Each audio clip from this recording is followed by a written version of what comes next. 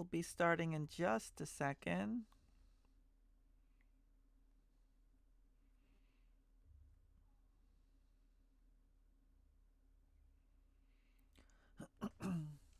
We're going to be learning JavaScript stuff.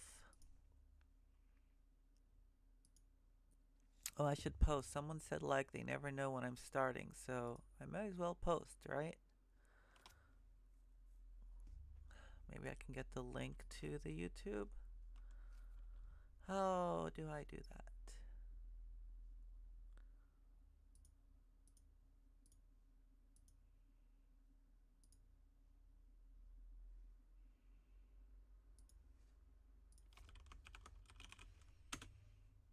Let's see if I just go to YouTube and do I just give my channel name? Yeah, it says live there, so I guess the channel name's fine.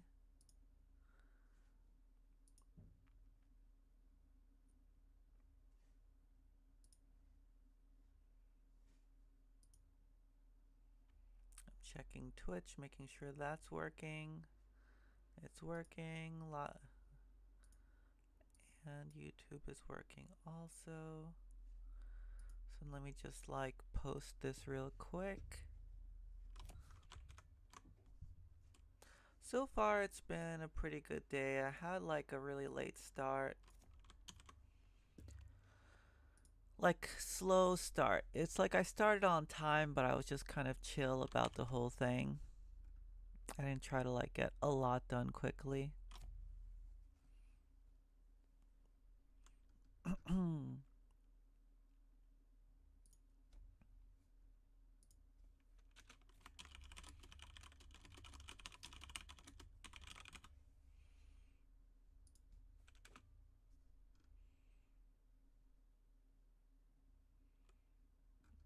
Alright, posted it. Oh, I posted one. Alright. We can post on the other ones. We can do it on Blue Sky also. Why not?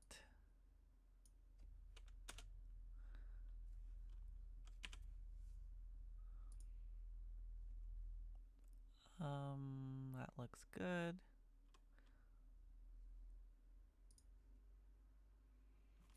Alright, and I put PeerTube first, just in case we want to like, just in case there's some people who like PeerTube, give some PeerTube love, I guess. Alright, so that's done. I can come back to y'all. Hello, beep boop, beep boop, I'm an AI.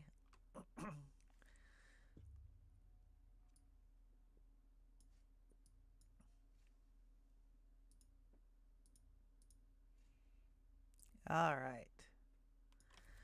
I think I'm all set. Is there anything for me to say before we start coding? Before we start learning about functions today on TypeScript? More on functions. We learned basic functions, but there's going to be like a lot more other function stuff. Is there anything for me to say? No, yesterday I did choir, got a concert in March. I just found out that I might be gone for like 2 or 3 weeks in California in March. My concert's in France, so like that means I'm going to miss the last few rehearsals. And I barely know the music already, as it is. So I'm a little stressed about that. It feels like everything's hitting at the same time. Little annoying, but such is life. I'll just have to practice on my own, and I'll miss the one where we do it with like the orchestra and everything.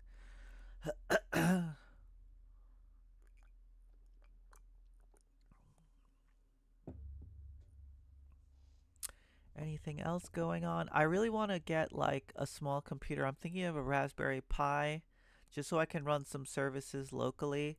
My computer makes a lot of noise and we sleep in the same room with the computer. So, I can't like leave it on all night. So if I want to run some Unix services, Linux services that stay on, I should get like a Raspberry Pi and just like, I don't know, put in the other room or something. Oh, now I'm all sneezy and I'm stuffed up again. Like, what's going on with this cold? Maybe I have like long COVID Except I'm not tired at all. All right, let me switch to the browser scene because last time I forgot to do it. I also forgot to turn on the sound and audio. So like it's just been a big mess, right?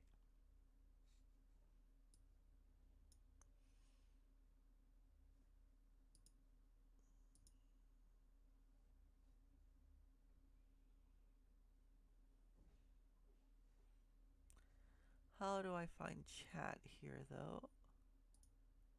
No, there we go.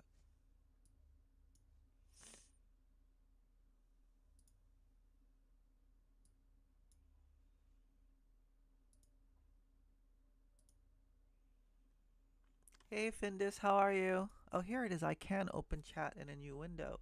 So cool. This is so good, much better. Because now I can just hide this rest of the stuff over here and mostly just look at these two windows for myself.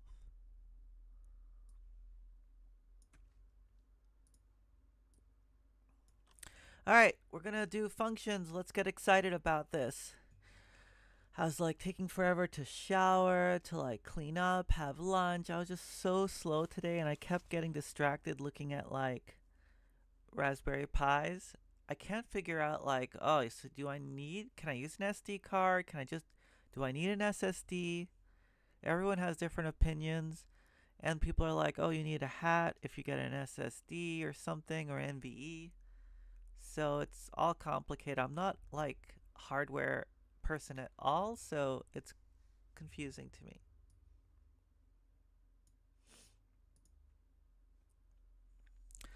All right, so we left off. We did TypeScript through the basics, everyday types, and narrowing. So much on narrowing.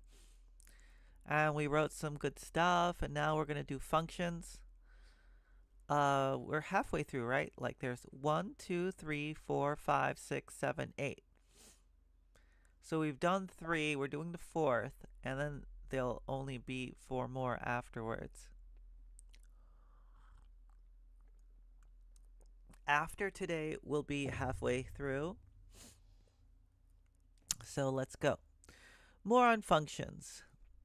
We don't have to read all that. Can't see the whole page. Let's make it bigger. There we go. Now it's hard to see chat. What are we going to do with this?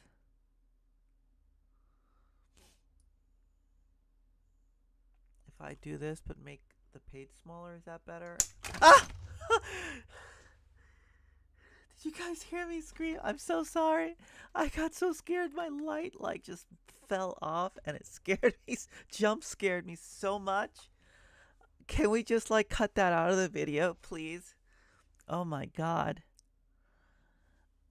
I guess I don't play I don't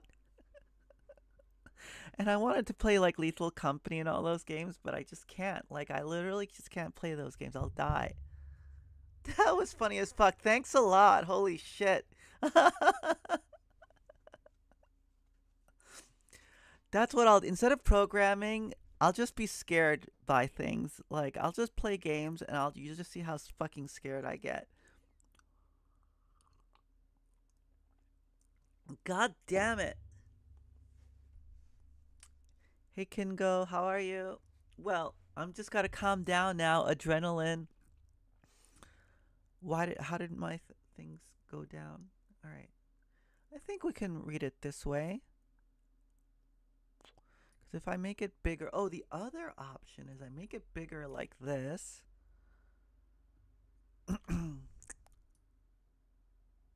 Right? I make it bigger, but then I crop the thing on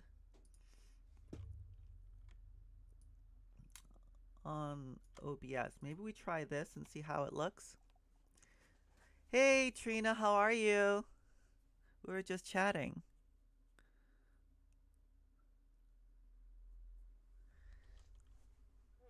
Yeah, I'm on Windows. I run Windows subsystem for Linux, and I have NixOS under that. But if I wasn't so lazy, I would probably move over just to Power Toys. What's that?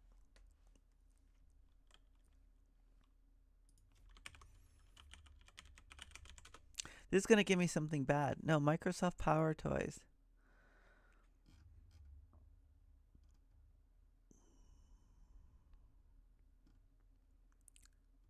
Oh, maybe. I'll check this out next time. All right, let's get back to learning TypeScript. We've gone through all of this, and now we're on to the more functions category. Let's see how we're gonna do here.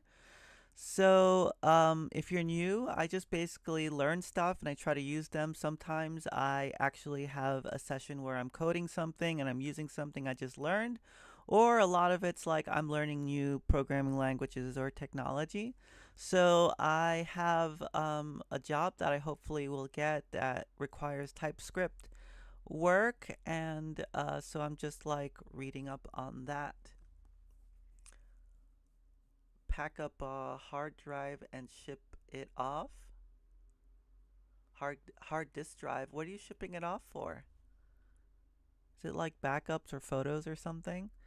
Functions are the basic building block of any application, whether they're local functions imported from another module or methods on a class. They're also values, and like other values, TypeScript has many ways to describe how functions can be called. Yeah, I heard JavaScript has many ways to like refer or define functions or something. So I'm kind of curious to learn how messy that is. I'm really happy with the Lambda functions that we learned about, like this stuff. Let double equals, and then we make a Lambda function. So we say like number. I think we can just do this, right? Is that right? It wants this in a paren probably.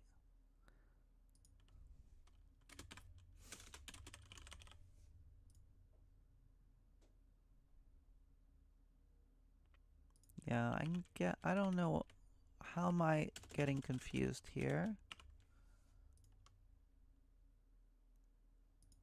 Huh? Wasn't that how we do it? Let's see. Types, functions, Lambda functions, here they are. Yeah, this is what they look like, right?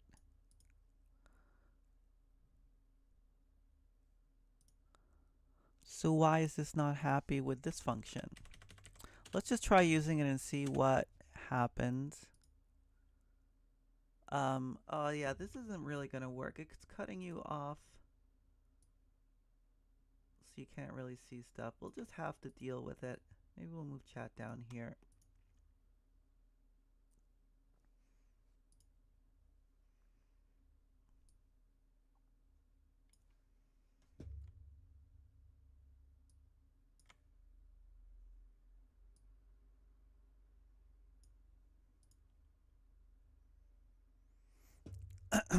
Alright, so now we can just call double 3, is that right? This does not seem like it's going to be happy here. So it does say 6, so it's fine here. It's just saying num implicitly has an any type. So if I try to type this and I say number, oh, now it's fine. So it just wanted to know the type, and now it can like be happy with this code. And this was nice because, you know, unlike the other JavaScript stuff, we don't have to type return here. The other regular function. I assume that when it makes it, this is legit JavaScript. Yep.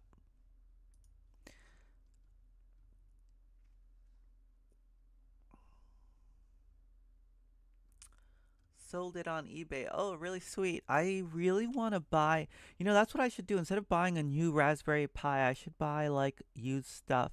There's no reason to buy like the latest, or for me, I just want to play with it, get some stuff set up. Function type expressions. The simplest way to describe a function is with a function type expression. These types are syntactically similar to arrow functions. I guess the arrow function is what we just did. Oh, so this is function. So this is the parameter name, fn. And here's the type, and it looks just like the function we made. So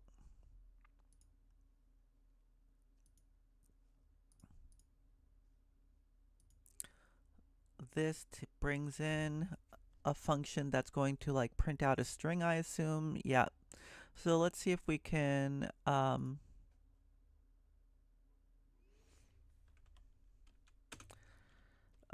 let's write a compute function. So we'll do like function compute, and it takes in a function which takes in a number and returns a number. That's not quite the syntax, is it? You have to give it a parameter.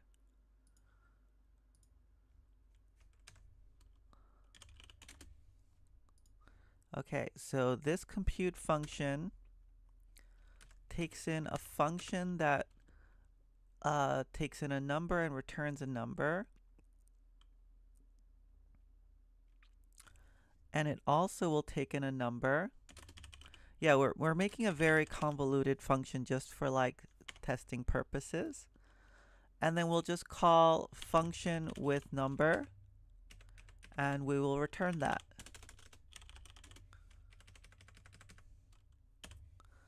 So we already have a function that takes in a function and a number, so that means we can then do compute. We give it the double function, and we also give it a number to double, right? So now we have a result, and this result should think it's a number, right? It inferred that type. And now I do console log number result. We'll say your result is da da da da da result.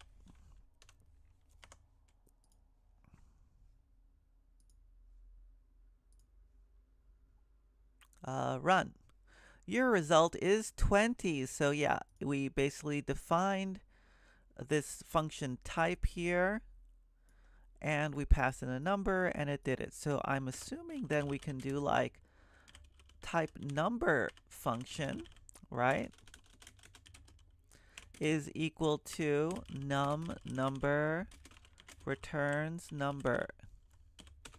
So now this is a number function, and then we can just now, instead of typing this, which looks ugly, we can say it's type number function. But because it's JavaScript, I think they like to use these, what do you call it, like, not camel case, but whatever this is.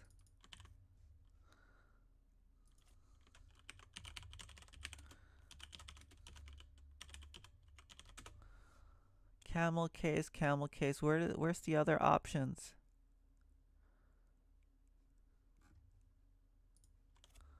Pascal case. There we go, it's called Pascal case.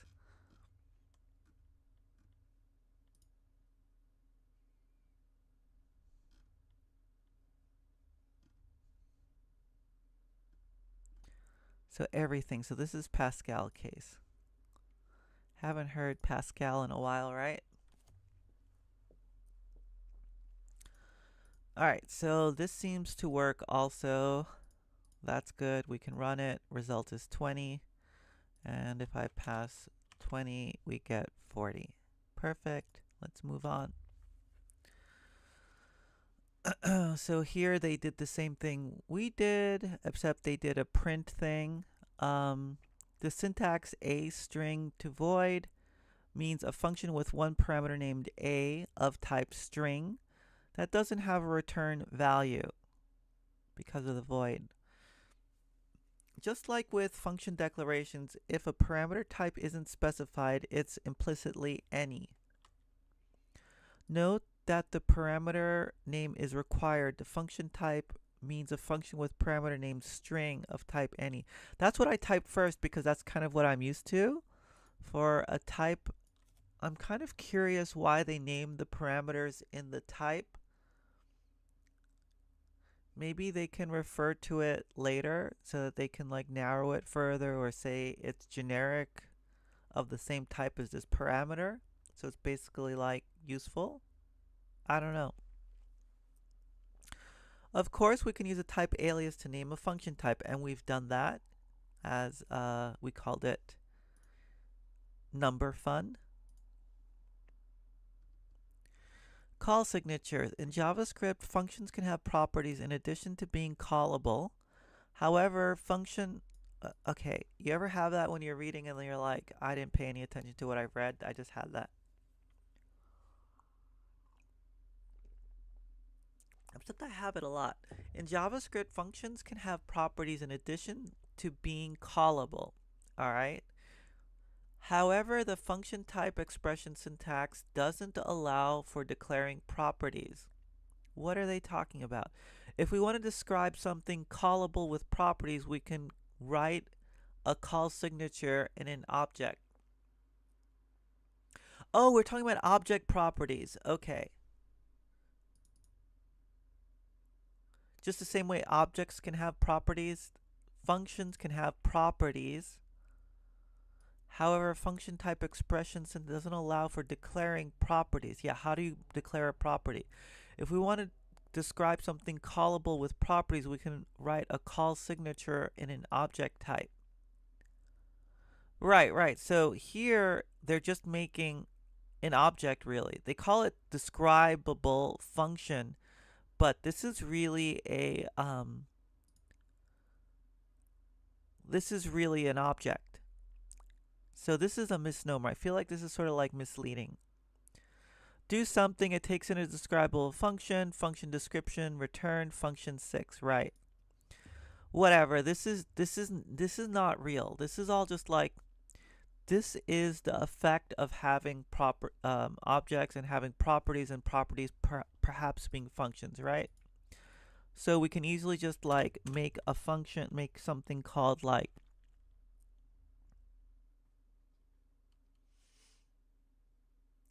what kind of object should we model?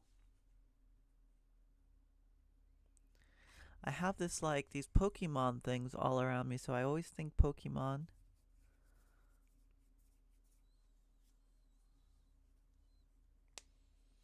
Anyway, let's make an object. So here's an object.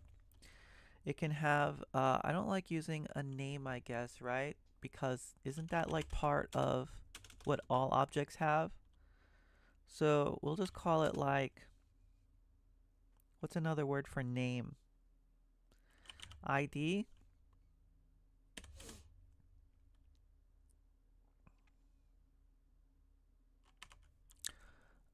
And we'll call it like a turtle.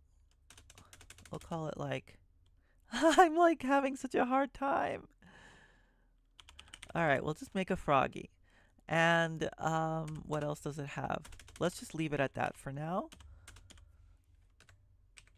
And if I try to print this froggy object, let's make sure we can print this. Sorry, I got kind of like blocked there for a while. So it printed that object, right? ID froggy. Now we can also make a function in here. And what kind of a function would a froggy have? Eat. Right? And eat is a function that takes in a number, which is like what do you call like like how satiating something is. We'll just call it health because it's like a video game. How much health is this thing gonna give you, right? And it's a number. And then it's gonna return you its new health, basically. which is a number. Wait, isn't that how it works?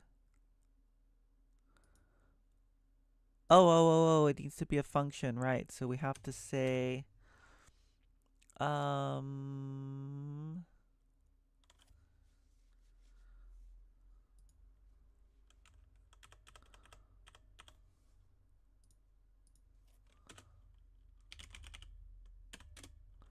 so the frog has 10 health, and this is like how much the food's going to heal them for. And then so it's going to return, how do I refer to my own stuff? Can I just say health plus heal? Did you mean heal? No, I meant health. How do I refer to this thing? Is there a this? God damn it. How do I refer to my own health?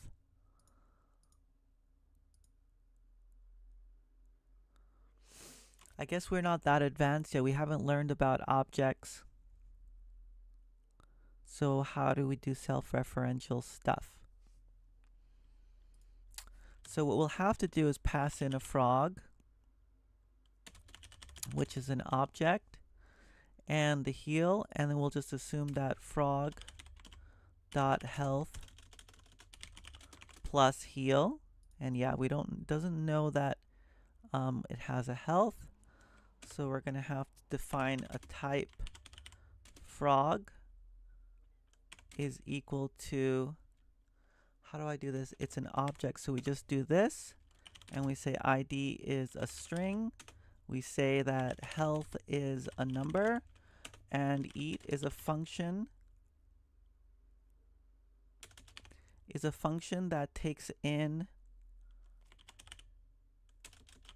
a frog type and a health and returns a number. Right?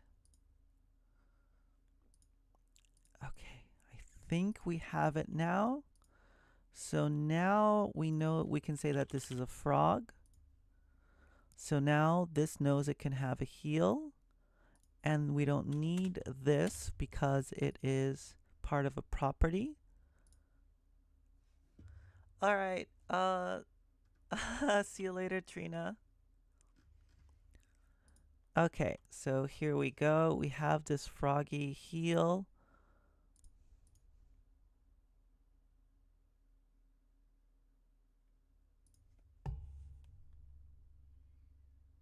Right, so now when I run it, you get to see these two things, but doesn't print out the, here, let me make it higher up. When you run it, we get to see ID and the health is 10, but we haven't actually run the function, right? So let's make our frog. This is our frog. And now we're going to call frog.eat. We'll have to pass itself, right? Oops, why isn't it happy? Yeah, we didn't finish yet. Chill. And how much we're going to heal for? 1.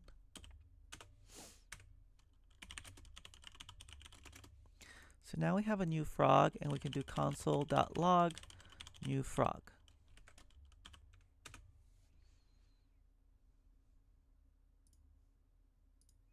Right, so now new frog.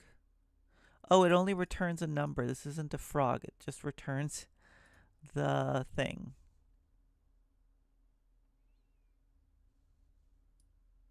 New frog health.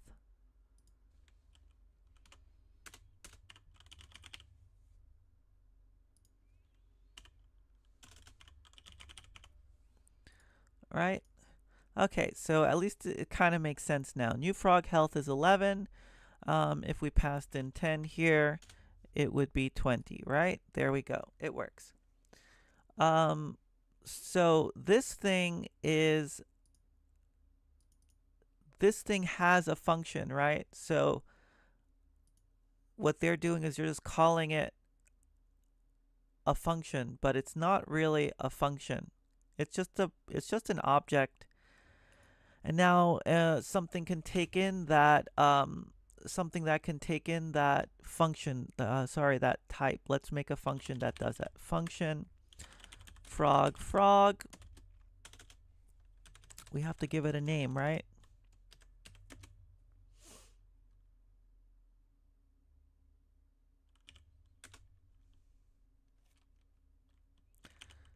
Eats something. Takes in a number.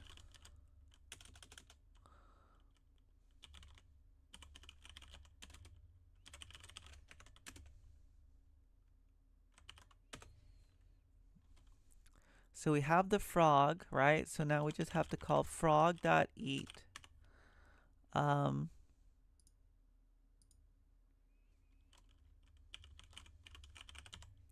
Heal points. Oh, the frog needs to pass in the frog also. Frog.eat frog, blah, blah, blah. And now we can do new health is equal to this. And we can probably update the frog's health, right? Frog.health is equal to new health. And then we return the frog.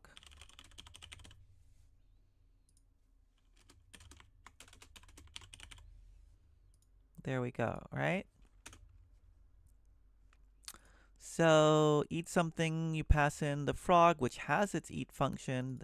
We pass in the number of healing things that the eating thing gives you. We got the new health, and we return the frog. This thing can also access its ID, obviously, so we can do something like console.log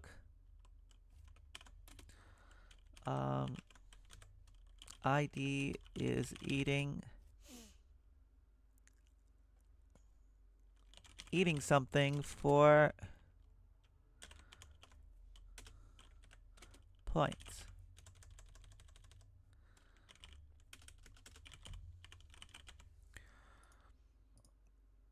And this would be frog.id. So now we can do that. Now when we run it,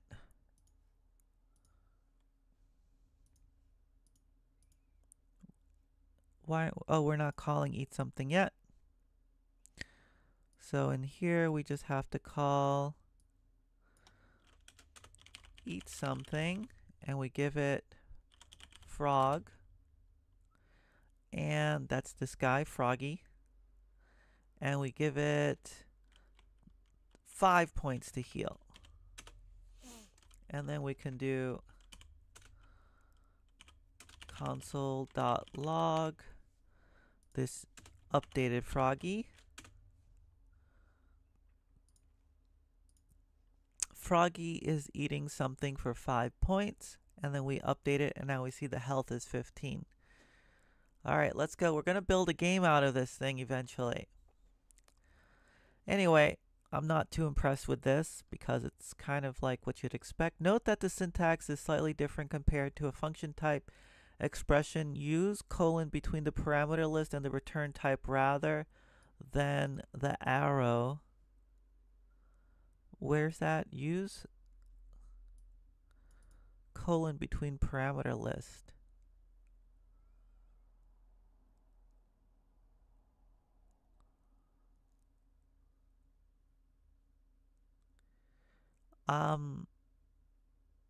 What is it talking about here?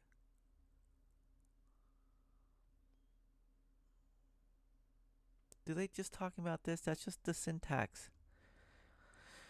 Construct signatures. JavaScript functions can also be invoked with the new operator. Okay, this is cool. I wanted to learn about this. TypeScript refers to those as constructors because they usually create a new object. You can write a construct signature by adding the new keyword in front of a call signature.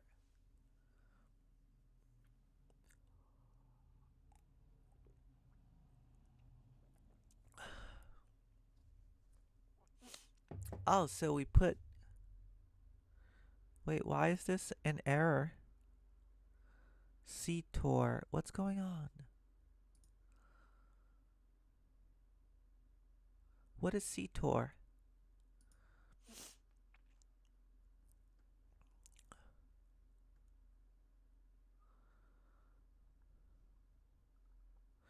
So we have some constructor, it's a type, and the type is an object,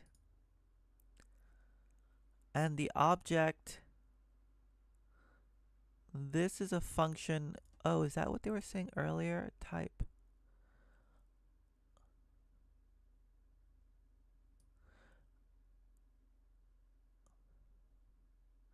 I see. They're saying like here we don't put the equal sign greater than because um unlike the like we don't use this, right? That makes sense though because this is basically like the function declaration part, and that's how we do it there. The other way is when we use like a lambda function, and that's different. So that makes sense. I think that would be obvious to me.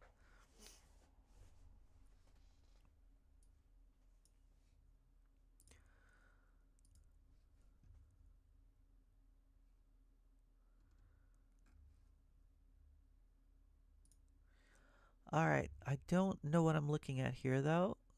So if I get rid of this new thing, then this is a function that takes in a string and returns some object. Like, I don't see how this code can work because what is some object? It's not defined anywhere. Let's just click try this code. Ah, there said some object equals any. Where was that? Was that hidden somewhere? Huh. Do you guys see that? That code's not here. Like, this starts with some constructor, but here it starts with some object. And that's kind of important, right? Whatever. Maybe that's just how they do it. Because they said cut here, so I guess it doesn't show the some object part.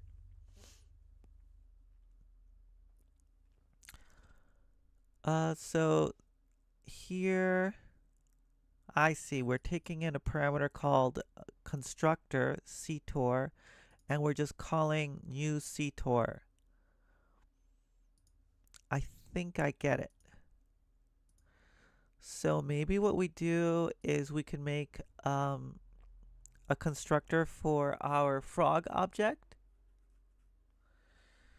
Let's see if I got any of this. So we make a function, but we put a new on top of this, and we say new, and we give it the parameters, which will be ID, which is a string. We want to give it a health. That time I didn't scream. Why is my light falling apart?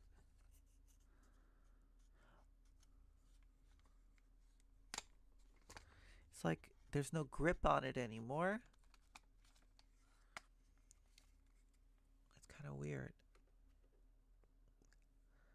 Let's see if it can stay on a little bit longer. Yeah, that looks bad. We'll have to figure that out for next time.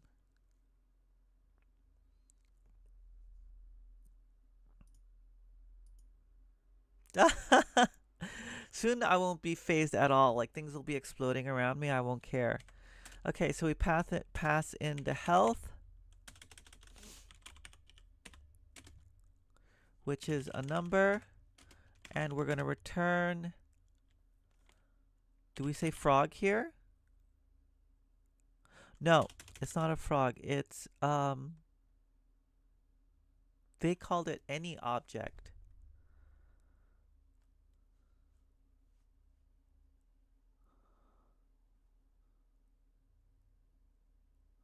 But we are going to return a frog, no? So why wouldn't we say frog here? I'm kind of confused by this. Look, I did do it.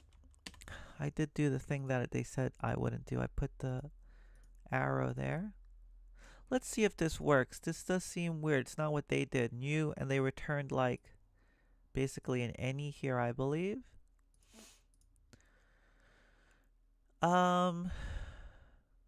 So that's the type.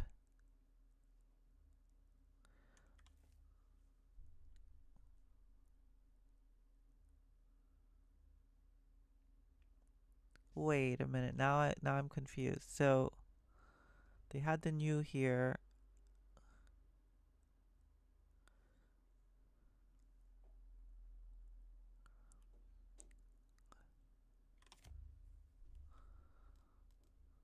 Yeah, I don't understand.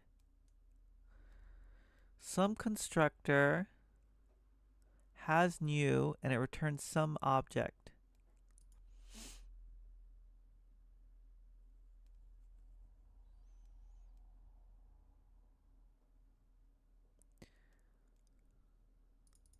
Yeah, so this is not returning some constructor, obviously. It's returning some object. Now, when we get passed in something of that type, we can call new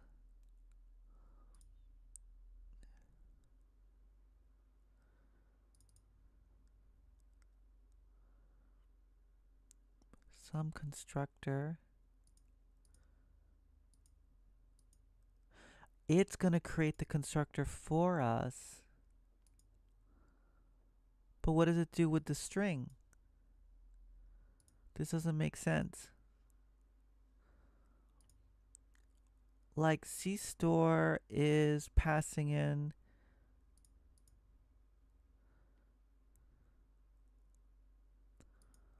I don't understand this constructor. What's it takes in this thing, but what does it do with the S?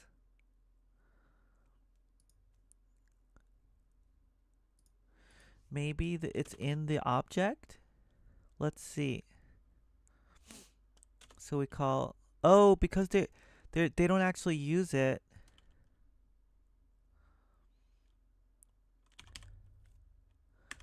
Some constructor, which no one's made.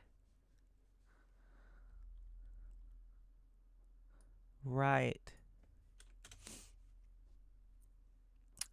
This example is half-baked because no one's actually made a constructor for it.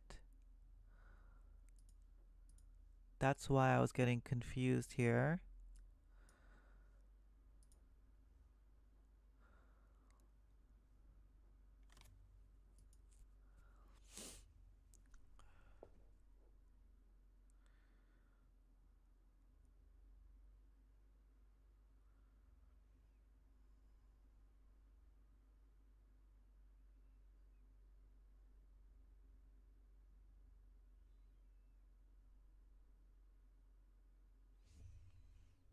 Sorry, I'm just like sort of trying to pull this in.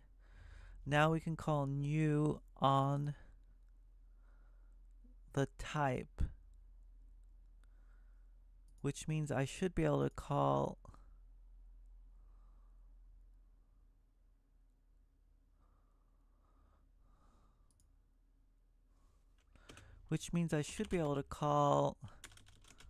new frog, right? New frog test ID 10 health, but is being used as a value here. Oh no, you don't call new frog, you call it on the constructor variable. So it would be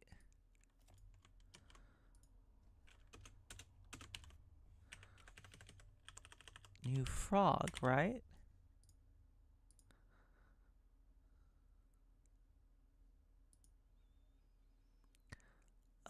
This expression is not constructible. The type ID health eat has no construct signatures. I guess we'll have to learn a little bit more before we can make sense of this. Hey Slim Kid, how are you?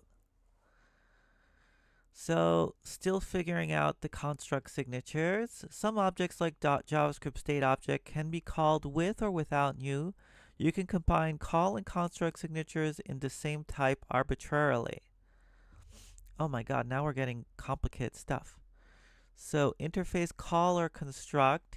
Here's an optional parameter number. So, it's a function that takes in an optional number and returns a string. and has a new construct that returns a date. So if we pass the constructor caller construct to a function, log ctor 10,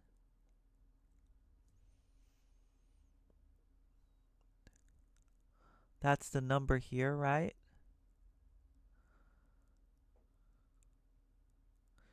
Similar, passing an argument of type string to ctor matches it against the second definition in the caller construct, console log ctor 10. Interesting. Fn date. Oh, this is so confusing. Do you guys understand this? By the way, what's TypeScript, please? TypeScript is basically JavaScript, but they've added a whole bunch of type safety stuff so that you can compile it and see errors before you run your code. If all the statically typed errors that you can normally get on a compiled language like, you know, C++ or Rust or something like that. So that's what this is. And we kind of went through the basics and we're on more functions, and I'm kind of like struggling here with this here. I think there's something I'm really missing. So let me just look at it again. JavaScript functions can also be invoked with new operator. Consider these as constructors because they usually create a new object. You can write a construct signature by adding the new keyword in front of a call signature. But it's within an object here. So there's an object that has this construct signature.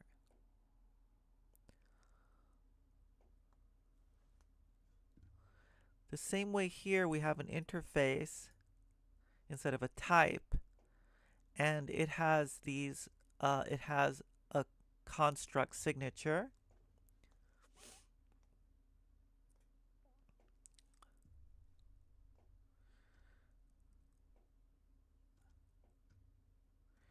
What I can't figure out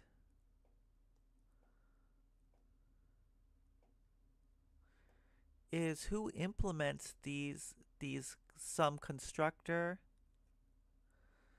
I feel so stupid here. Wait, let's think. So this ctor object, who makes it?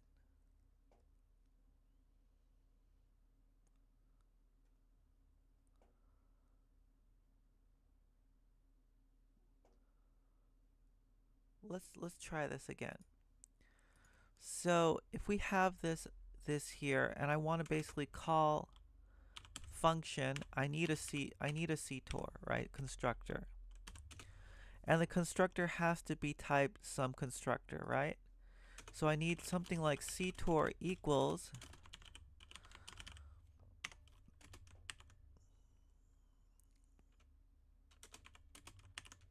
and ctor is a type that has a new function. Here's where I'm confused now. How do I implement this? There's no name here, so I can't like, how do I build this? Does that make sense? Am I making any sense?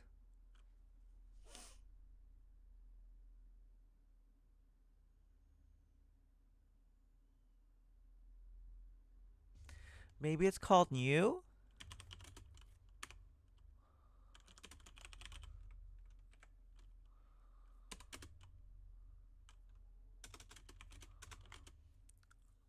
No, that doesn't look right.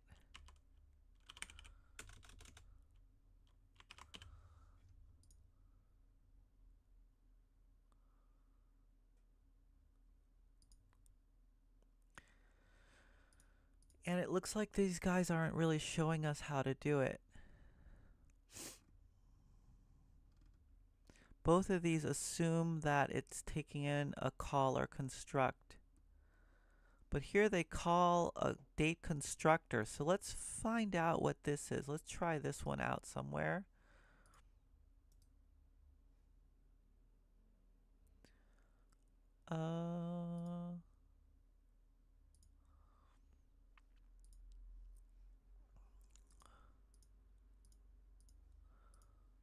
Okay, so we have a date now. So somehow date is a date constructor, enables basic storage and retrieval of dates and times, which somehow function here is a call or construct, which means it can be either a new date or it can take in a number. So does that mean I can just call this with a 10?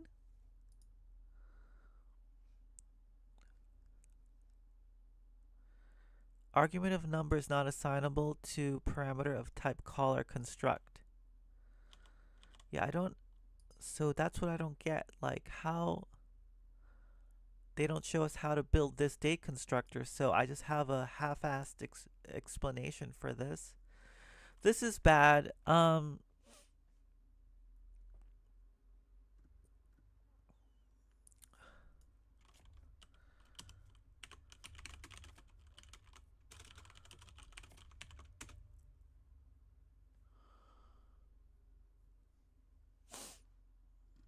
these all look really complicated. Maybe we have to try Google.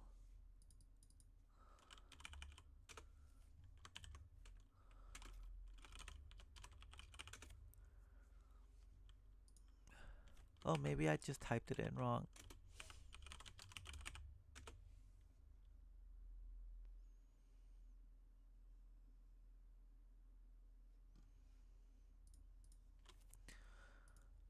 Signatures. Oh, this is in French. How do I not make it French for you guys? How do I say don't translate? Okay. Oh, show original. There we go. TypeScript construct signatures define the shape of a constructor function specifying the parameters it expects and the type of object it constructs. Though they used a new keyword in a type declaration to ensure the correct instantiation of classes or objects.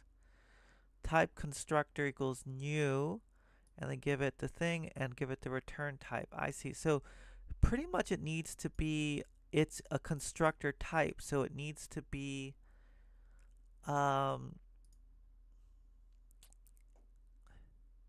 constructor. Look at that compared to here it says constructor, but our constructor has it within angle squiggly braces, which means to me it means that it's an object.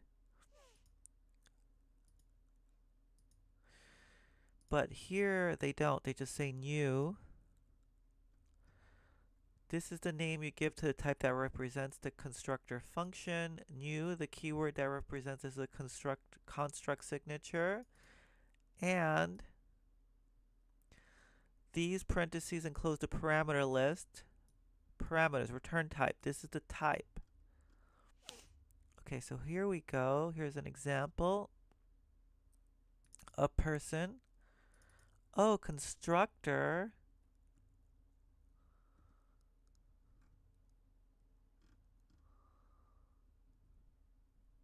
Name string. This name. Greet. Okay, they're using classes which we didn't learn, right?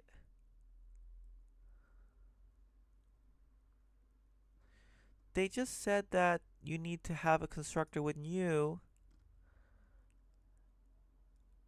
And here there's nothing. Oh, here's new. Oh, I see, I see, I see. So basically, there's something called a constructor that's a special keyword in JavaScript that lets you define a constructor. And then new basically calls that constructor.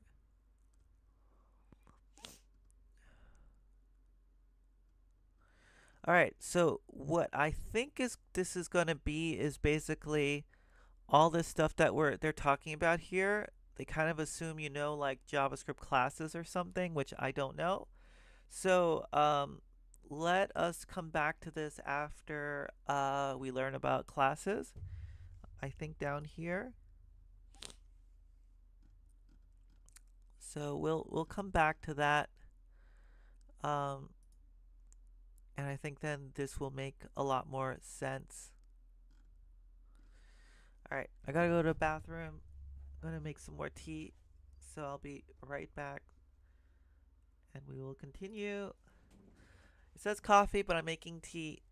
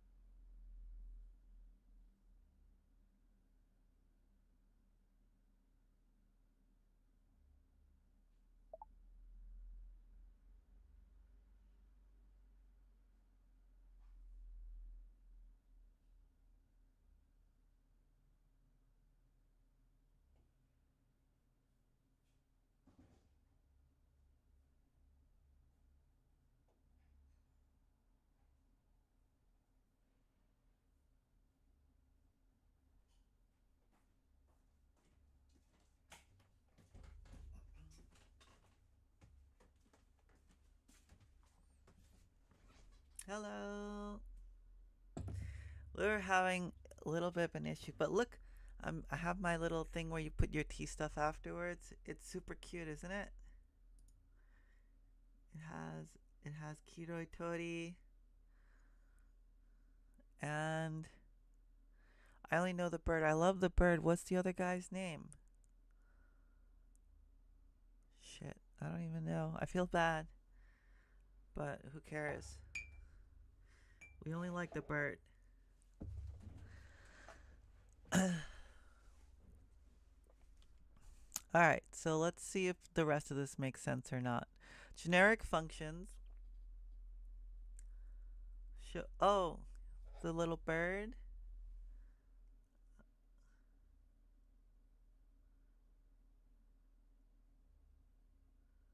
Isn't it cute?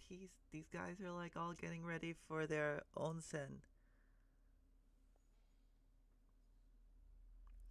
And like I just put the tea thing on there after it's infused.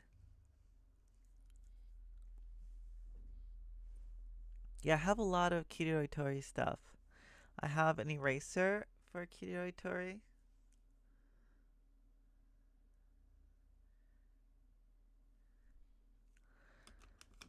I don't know how many different things I have for him.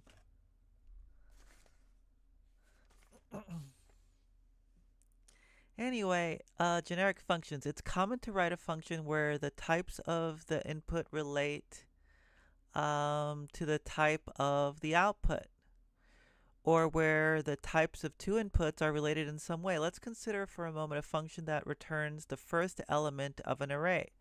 Function first element array, return array 0. All right, let's just write that because I need practice remembering JavaScript.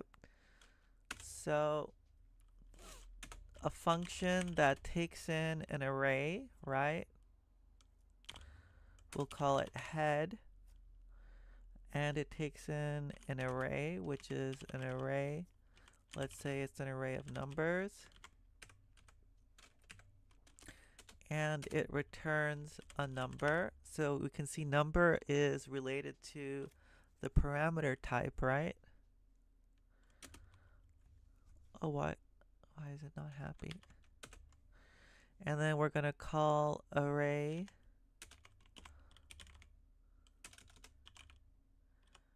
there's no way. Well, it doesn't matter. We'll do it like this.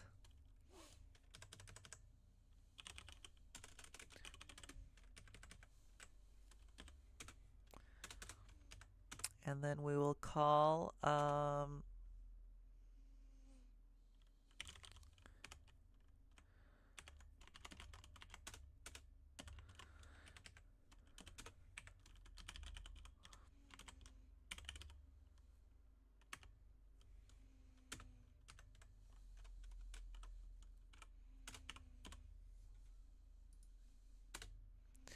all right, we run this now, and it prints 1. So that's cool. That worked.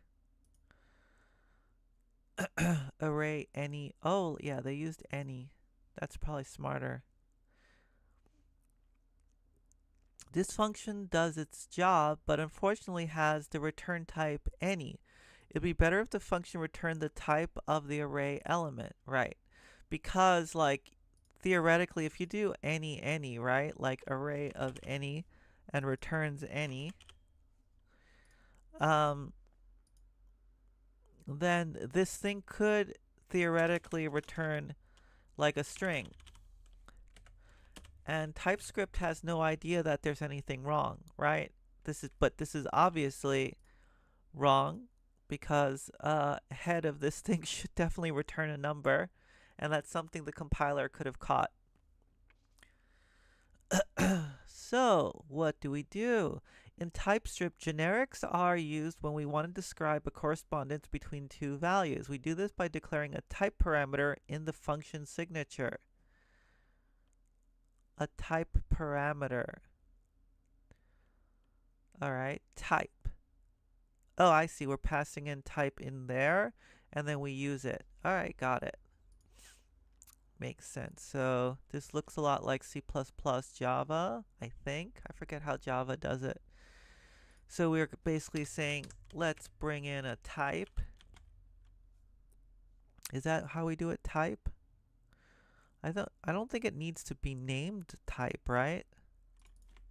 We can just do this. Okay, so now when we look at the error, it says the string is not assignable to type T. All right. So if instead we return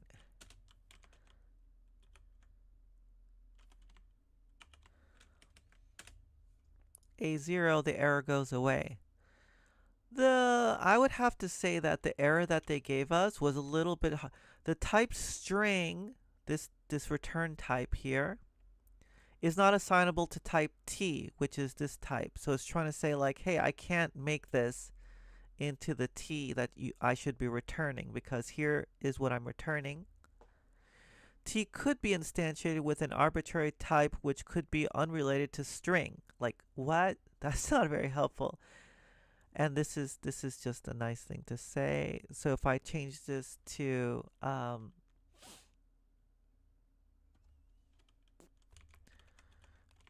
A.0, now we're happy.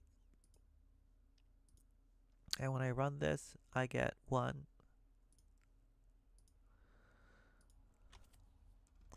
By adding the type parameter type to this function and using it in 2 places, we've created a link between the input of the function, the array, and the output of the return value.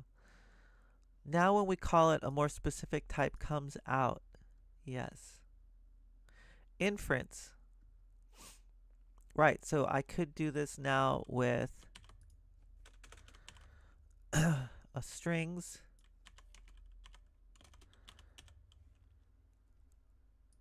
and it returns A here. So that's good. Gaming session when? What do you want to play?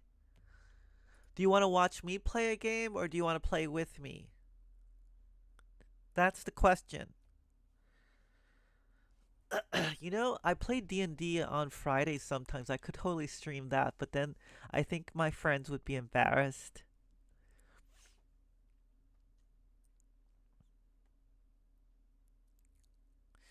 A lot of people don't like to be on camera. Do you guys care? Like, do you care if you are on camera doing like this, just like programming and learning stuff, like when you're studying or whatever? It doesn't bother me at all. It used to bother me a little bit.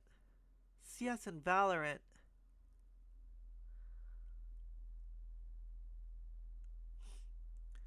I used to play a lot of Overwatch. I loved that game until like they fucked it up with Overwatch 2.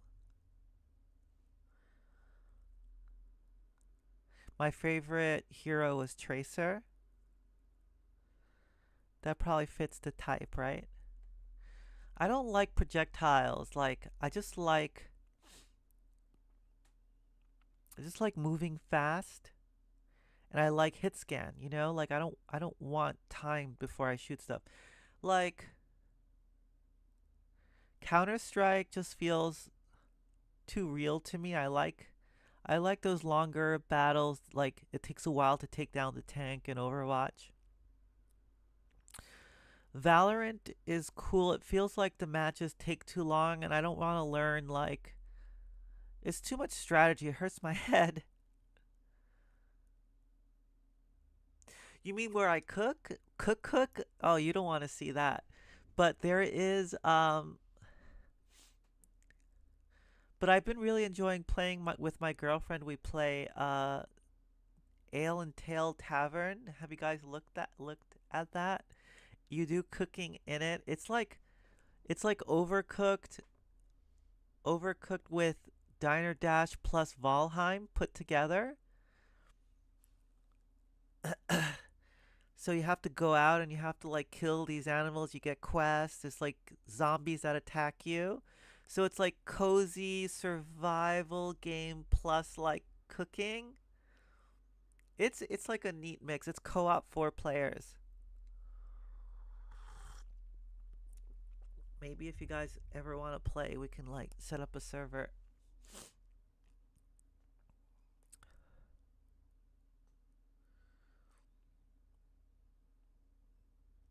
Anyway, where are we? La la la la. All right, we did this. Sounds good. Inference. Note that we didn't have to specify a type in this sample. You mean example? The type was inferred, chosen automatically by TypeScript. We can use multiple type parameters as well. All right, so I guess we can explicitly say what's going on, right?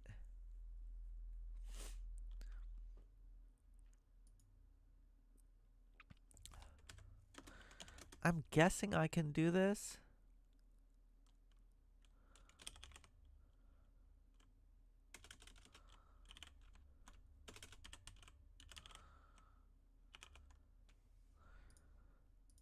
Yeah, you can probably explicitly say what you're calling through this.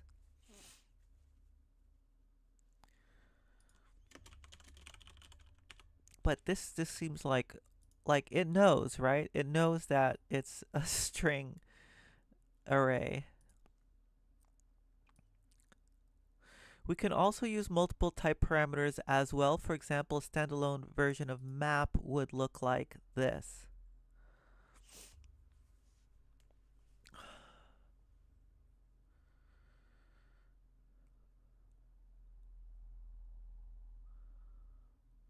Let's write this. This looks fun.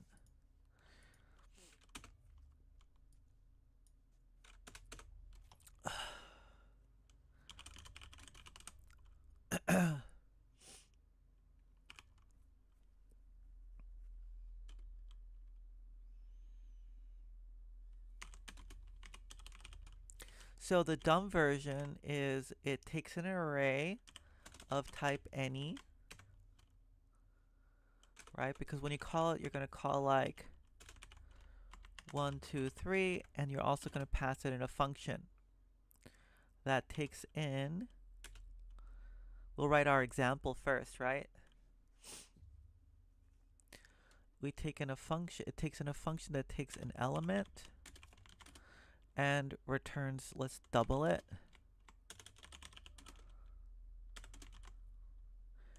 Okay.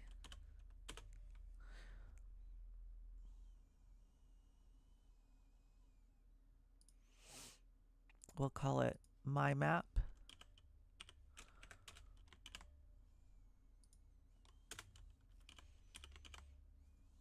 All right. So my map takes in this, and it also takes in a function that takes in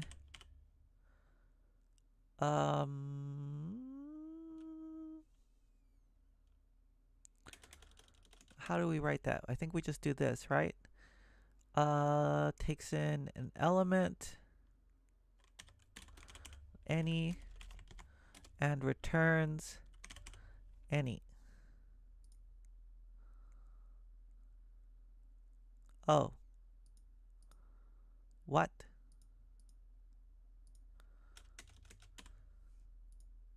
Is that right now?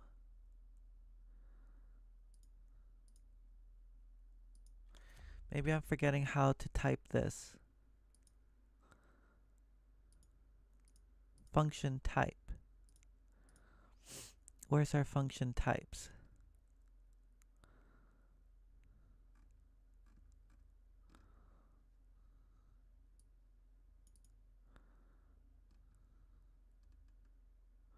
We've written a lot of these. Come on. Where are you?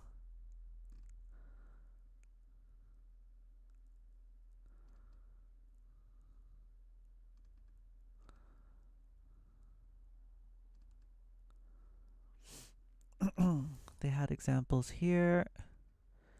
Function. Oh, we have to name the variable. That's why. Is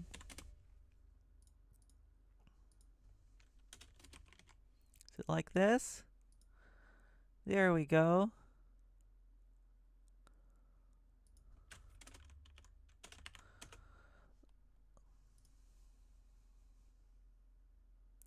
Okay, so here's my map function, and it's basically has to go through each of the functions, each of the elements, and how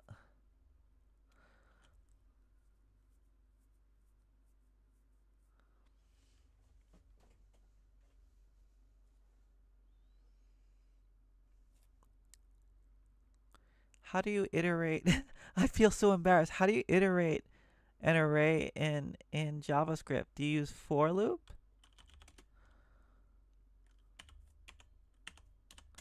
I don't even know what a for loop looks like in JavaScript. Is it like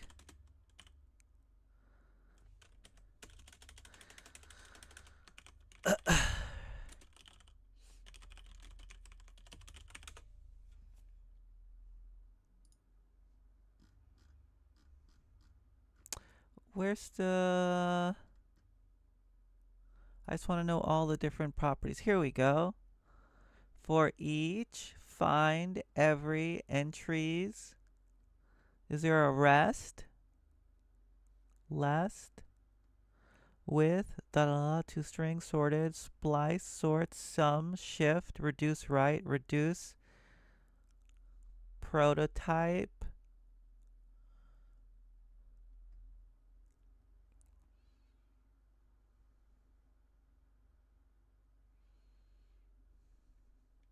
Okay, let's do a recursive solution where we get what's it? Splice.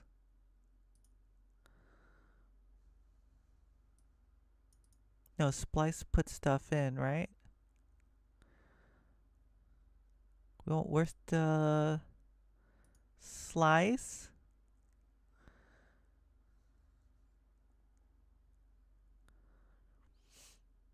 Ah, pop. That's perfect. That's what we'll do. We'll pop it. So, all right, we'll look. Yeah, I was thinking of using for each, but I don't want it like if I'm gonna write a map function, then to use an enumerator like helper just seems like cheating. So I was just going to like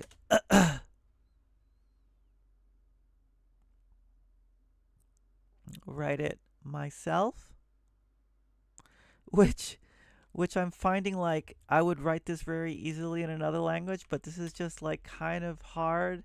All right, so what we know is that we can basically call the map function on the first element,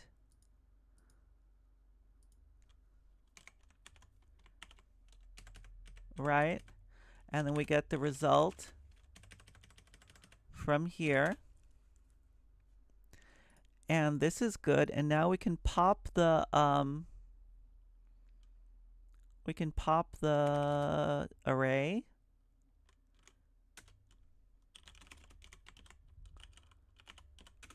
What does a dot pop return?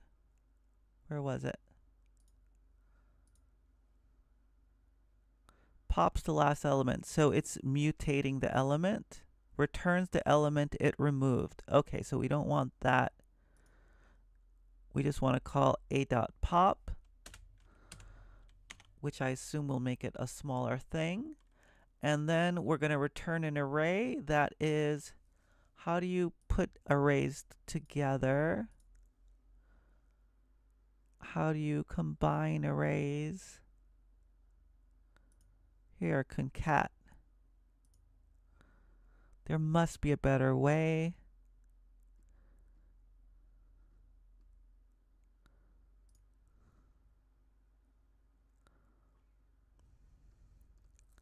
You said MSDN JavaScript.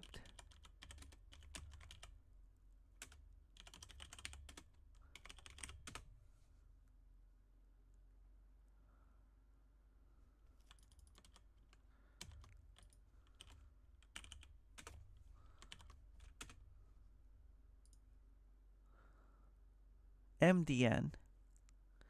All right.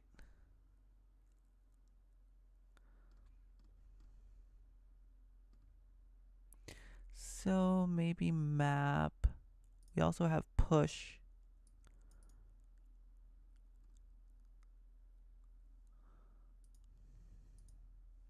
It does. It's kind of a funny thing to how does the battle? The battle is going. I'm finding myself trying to use functional programming within an imperative language, and it feels a little hard or like difficult for me because these things are like mutating the object. Like when I call a pop, it's actually changing the array. So it's a little bit harder to come up with a recursive solution to this that's not destructive, which is a little funny. Like this should be trivial, right? All right, so we popped the array and now we want to make a new thing.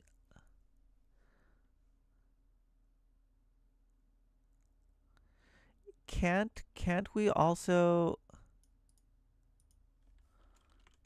in arrays, can't you just do like, isn't there like a plus plus? Does this work?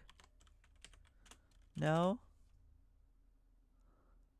Okay, so that doesn't work. Does this work? No, there's no way to join.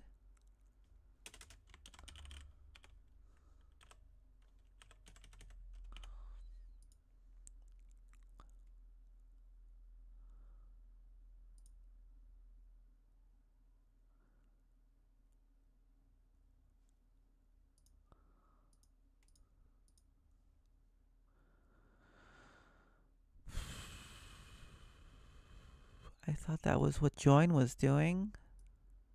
Oh, a new string. How do you join two arrays?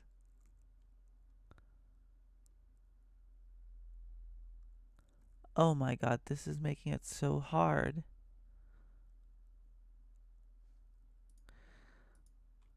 Alright, let's just give up. We're just gonna call for each.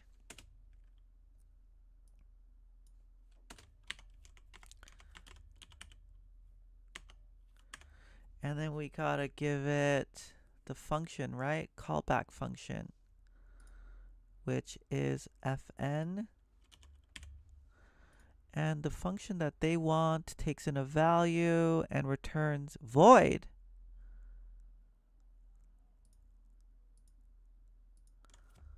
That's not what I wanted. I want a map function.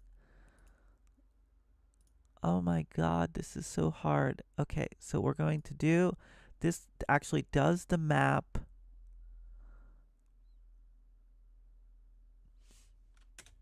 So we're going to take in the, we're going to write our function ourselves, which is, it's going to take the element. Oh, is there a concat? Oh, you're so right. I love it. Thank you so much. So we have like,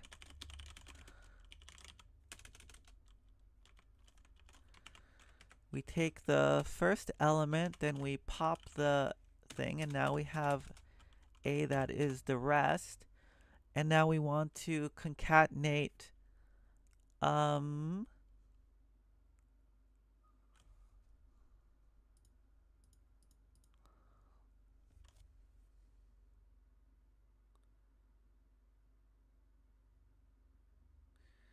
why do I feel like I've turned stupid? This function should return, I think we need a helper function.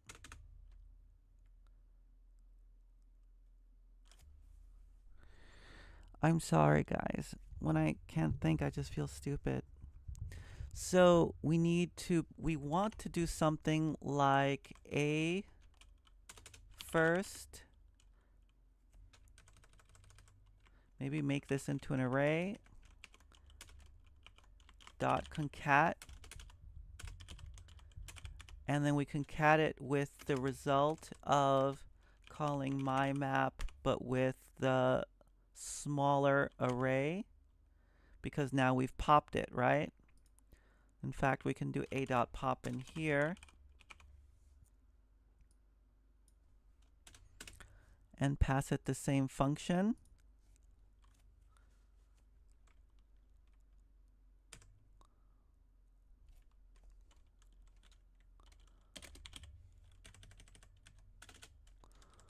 Mymap, concatenate with mymap. There we go with the function. So this will return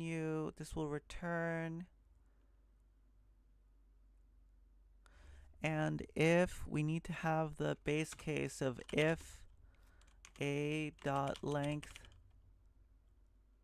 is equal to 0, then we're going to return the empty array.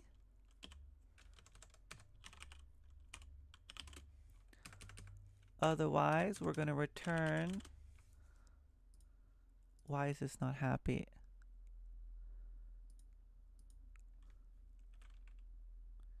All right, we need to, JavaScript wants this in here. All right, so here we go.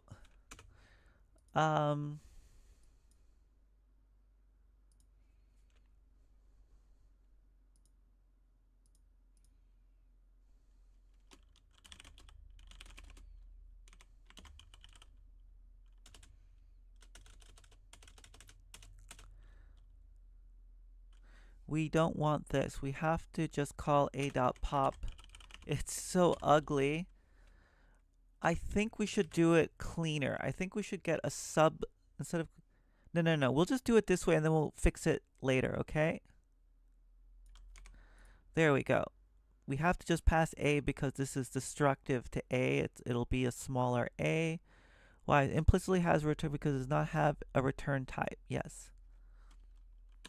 It's going to return an array of any. Does that look right? This is an array. This is an array. And let's try calling this now. Mymap this. Let new map equals my map this, and we do console.log.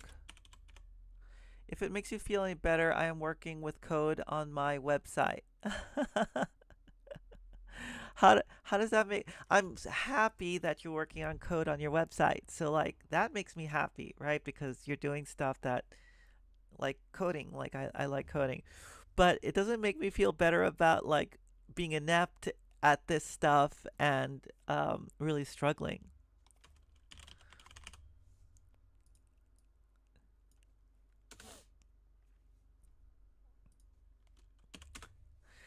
All right, let's see what happens. We should save this code in case it breaks. 1, 1. That's not good.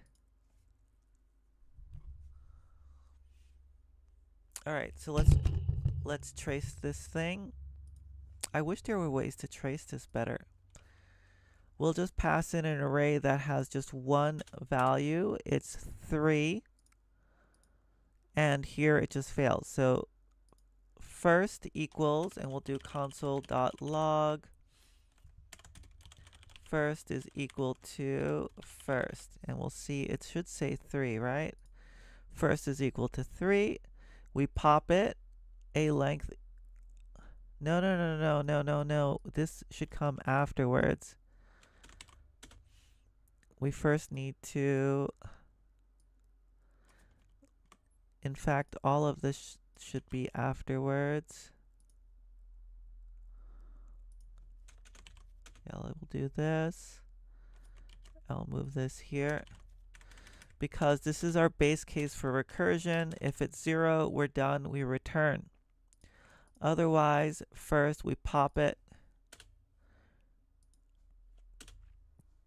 Okay, so let's run here. First is equal to 3. Okay, so we have that much. We're good there, right? First is 3. We should return 6 though. So let's see what's happening. What's going wrong here?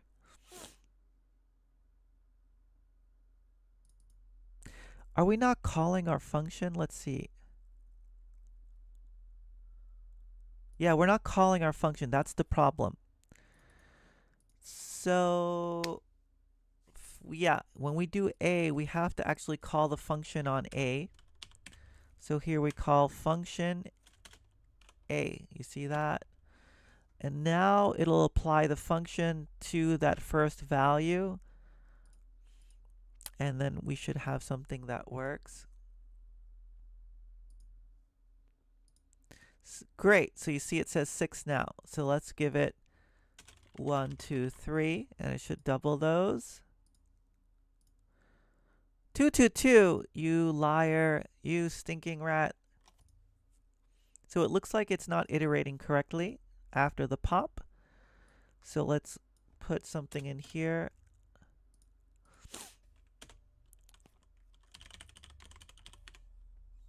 I bet this doesn't actually destruct it then.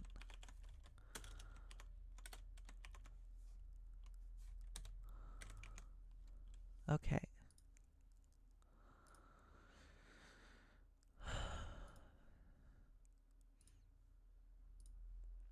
Rest is 1, 2. No, that shouldn't be the case. It looks like it's popping from the end. Let's look at what it says. The last element. Oh my God.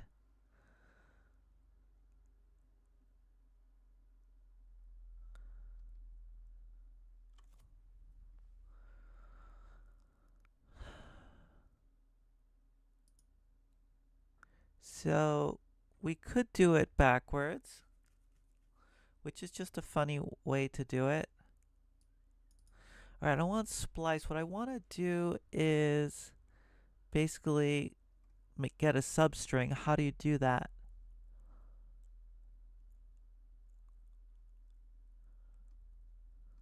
Flat for each includes index of join, keys, last index of map, pop, push, reduce. We could use reduce right, reverse, shift. Oh, removes the first element of an array and returns the removed element. Here we go. So we want shift. Maybe splice also works. But here, we'll do shift instead of pop because this is basically the reverse of pop.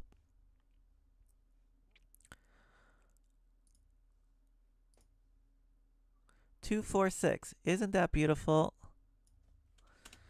So now we are passing in the list 1, 2, 3. We pass in the double function and it gives us 2, 4, 6. So it works. Yeah, thanks, Ryan. I saw that. These are just like the painful lessons to learn when you're writing JavaScript, right? So the only thing now that's annoying is that we're actually destroying A here. So if we want to just to make this a little bit more functional, we should not destroy A, right? Um,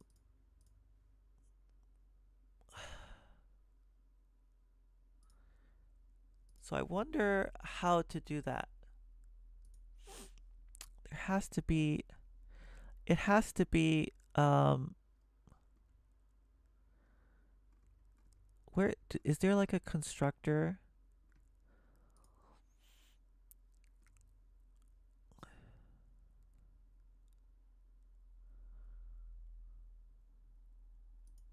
Ah, from.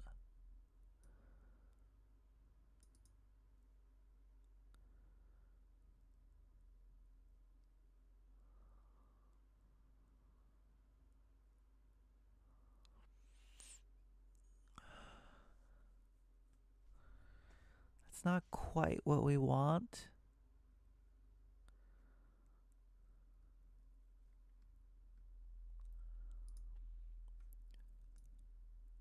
Here we go.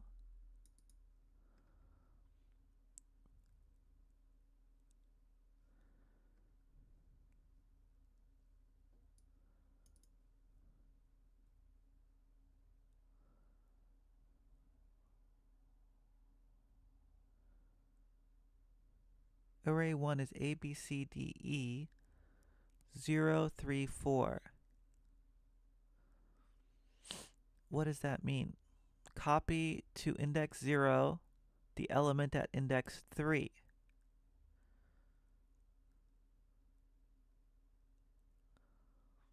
And what does 4 mean?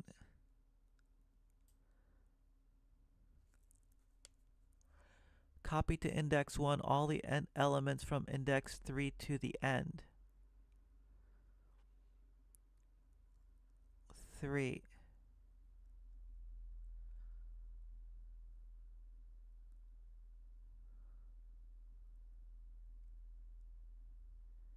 Copy to index 1. That would be this one here from index 3, 0, 1, 2, 3, which is D, to the end.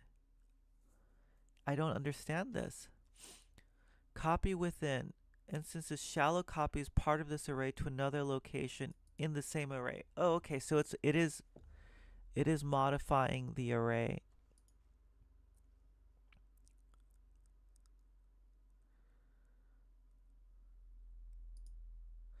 Well, maybe this is as good as it gets for us. It does seem kind of crazy. There's probably a really easy way to do this. Yeah, I'm hurting a lot. This feels really bad. Like, why is it so hard to do stuff with arrays?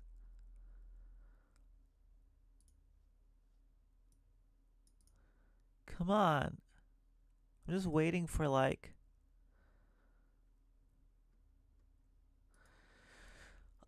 changes the contents of an array. Okay, okay, okay, okay.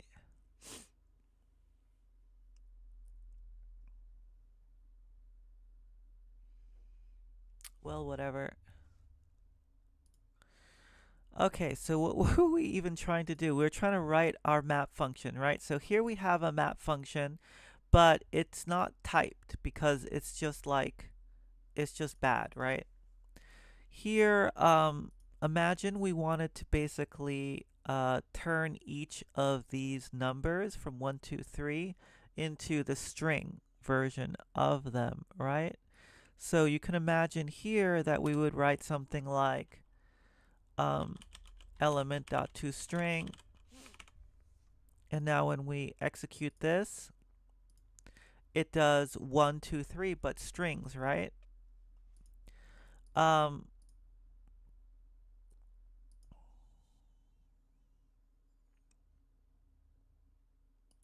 but it would be nice to sort of just be able to type check all of this stuff. So if we did this, we would basically say we have an input type, or a key type, I guess I will call it.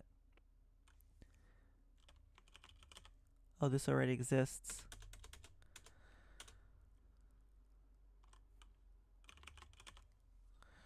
Key type, and then so it takes in, the function takes in a key type and returns an out type.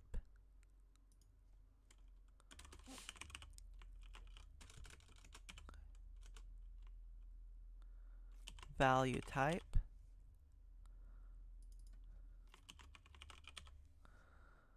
There we go.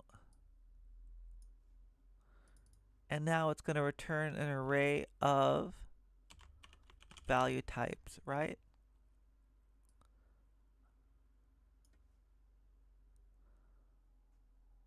Array T requires, oh, oops. It's an array of key types. And then we're going to make an array of value types. So what's upsetting here? It cannot find name of k type.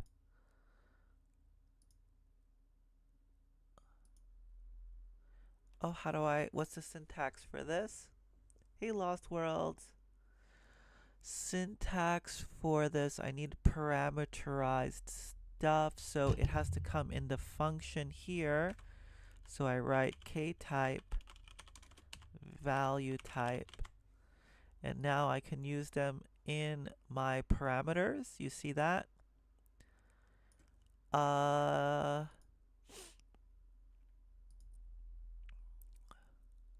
So I'm calling my map here. So if I tell my map that I want my k type to be number, and I want it to output number, you see that this thing now says that's actually not like what you thought, right? This is going to work fine if I wanted to say lm times 2. And this one works because 2, 4, 6, my map is taking the keys as numbers and the values as numbers. But if I want it to be string, then I have to change this, and now I can return element.toString. And now this guy's happy. Yay! Alright, so I get it. It's really good to practice typing these because you can literally you read this stuff and you're like, I get it, and you're like, you try typing it, or at least for me, I try typing it, I'm like, what the fuck's going on? Why doesn't this work? I probably still feel that way about several things I already typed, but it just helps each time.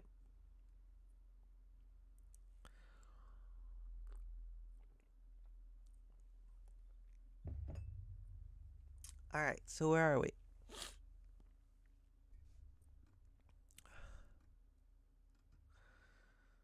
We did inference. Oh, here's the map function. Obviously, they just call map. It's easy. We wrote our own map. We're better. Oh, they did it the other way. You see, they took a string and then they turned it to integers.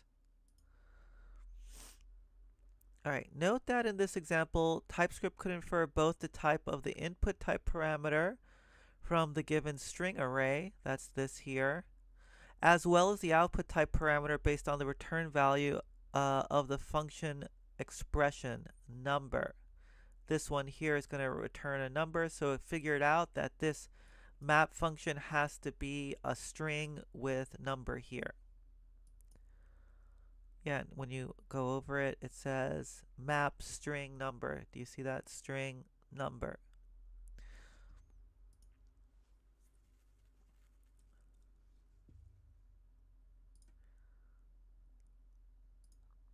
How are you all doing? Everyone hanging in there. Does anyone have any questions? Am I going too slow, too fast?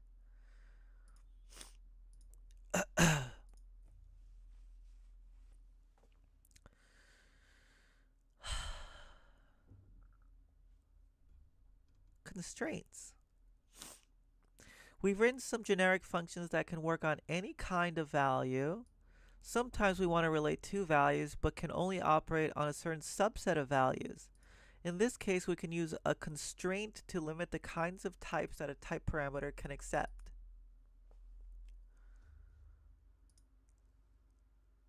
Let's write a function that returns the longer of two values. To do this, we need a length property that's a number.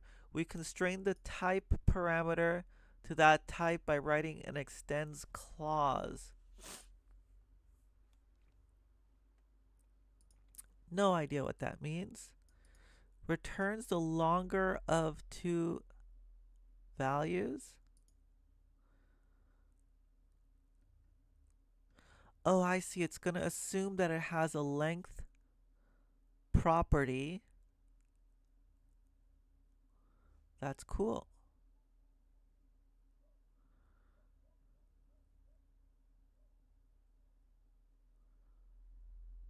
So we're making a type up here, and we're just saying it is a type that kind of is at least this type. It would be something that extends that type, or maybe be that type.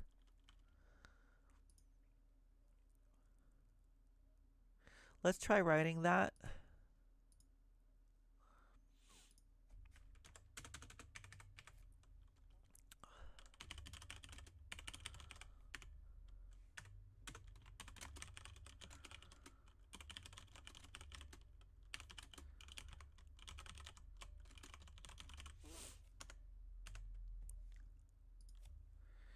So let's write it the stupid way first.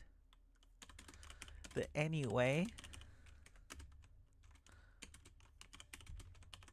Yay, broken TypeScript. This is how like perfect TypeScript is written, right?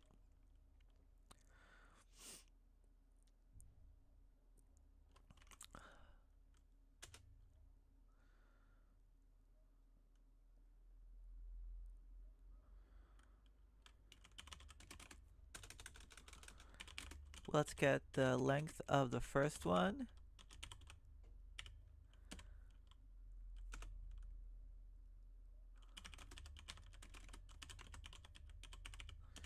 And then if a length is greater than b length, oh, we got to put that in parentheses.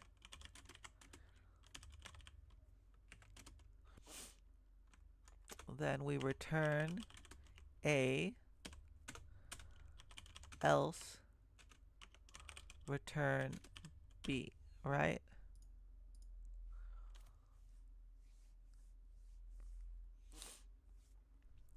And then we can call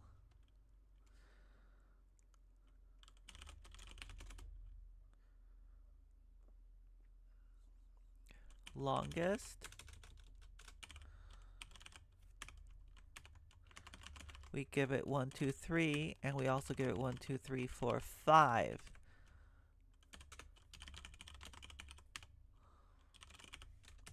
And then we'll print out the longest one.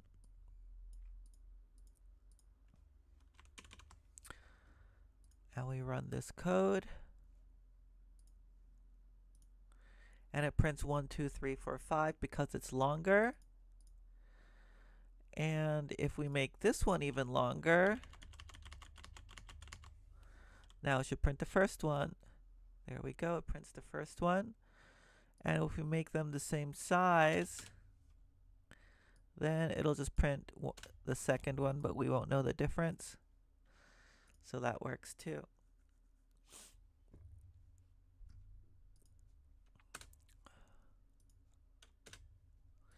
Edge case testing works. So good enough, right? But now we want to say that like, how do we know if we're going to pass in something that actually has a length?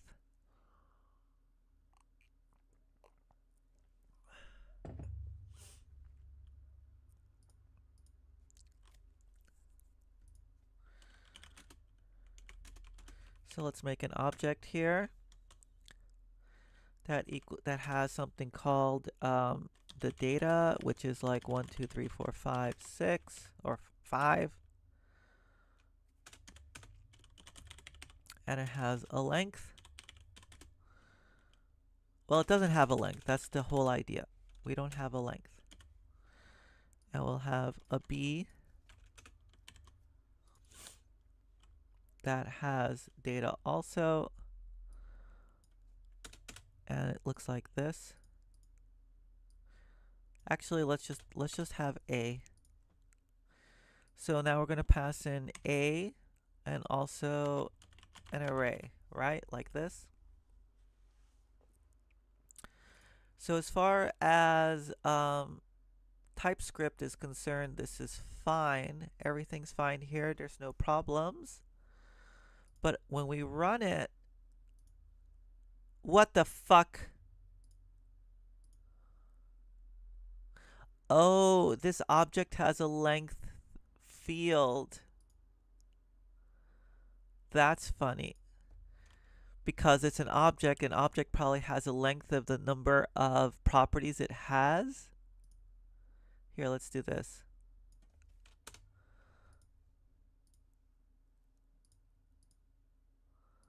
I don't know what it's doing with A, but obviously A is not a good example. But if I pass in a number here,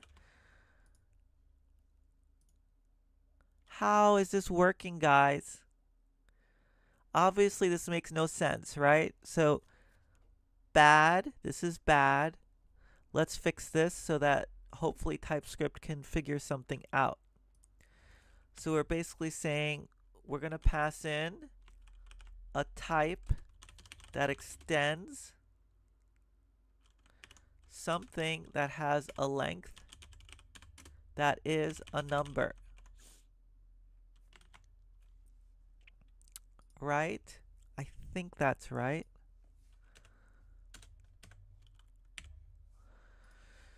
T extends number. So we're going to pass in two things that extends a number, and then we're going to return that thing.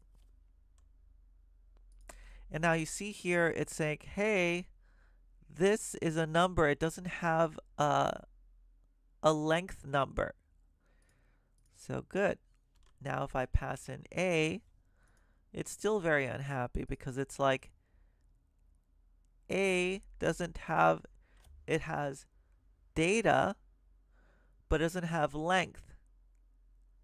Well, let's put length in there. So if I run this, it's probably just going to give me something stupid like this, right? Who knows? Who cares? Let's fix the error though. So we'll add a length field in here. How big is this array? Does anyone know? If any first person to answer wins forever. What's the length of data? No one's paying attention. It's my fear. Everyone's like, whatever. I know you guys are out there.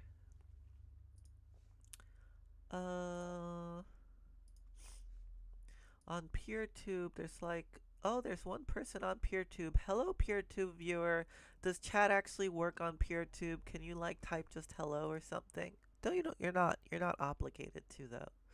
There's one person on Twitch and 2 on YouTube.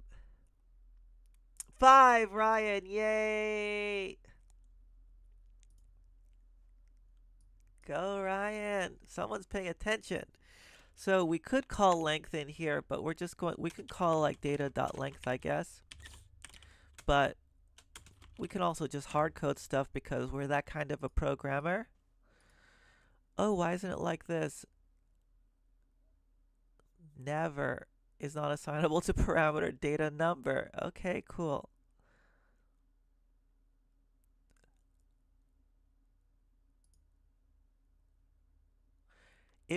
Because we're using the same t,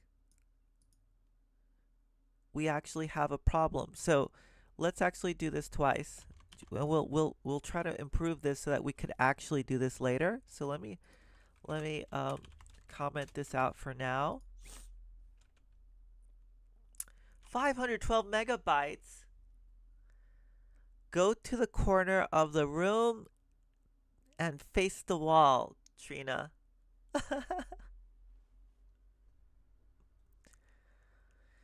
All right. So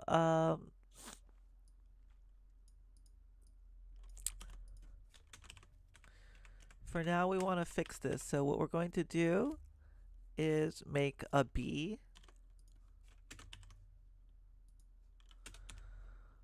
that has an even longer array,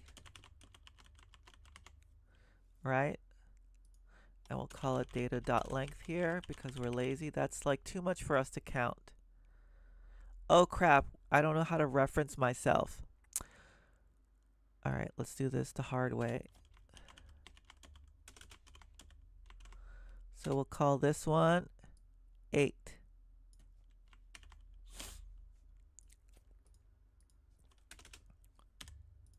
Okay, now it's happy, you notice, because they're both t's. They both have length, number, it's a type. So when we run this now,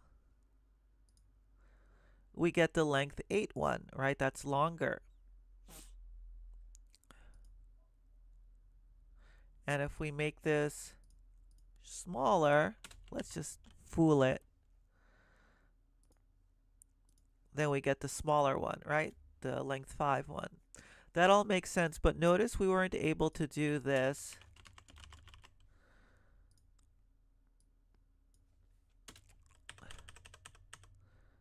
Do you guys think you have a solution on like how to allow something like this to work?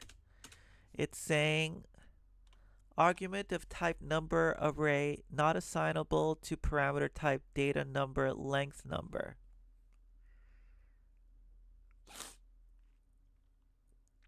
Doesn't number have...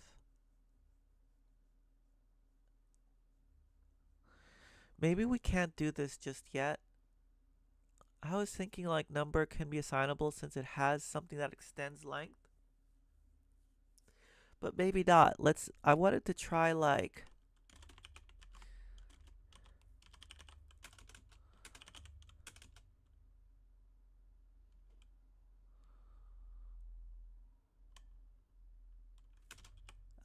yeah, that's not gonna work. I was gonna try to add the second type, but I don't think that's gonna work.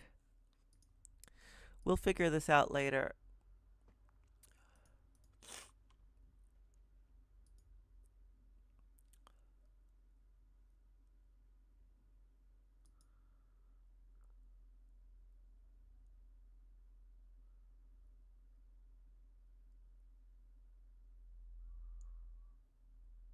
Yeah, I don't know how to make this one work.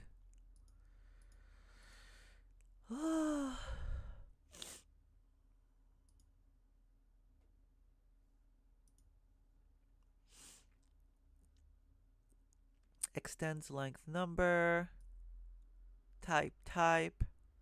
Yeah, this is basically the same code. Oh, look at this. This did work. So let's see here. I can do this. This actually works. 1, 2, 3. It's just that these types are actually different is the issue.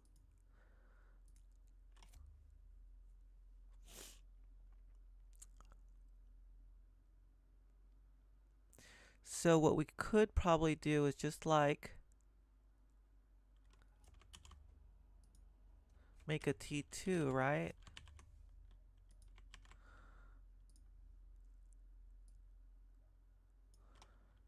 And say this is a T2. What's the error now? And then we can say it'll return either a T or a T2. Let us clear this. And obviously when I run it, it'll give me the longer version. Yep, 1, 2, 3, 4 here. But now can I pass in A? Yeah, now I can pass in A and this thing.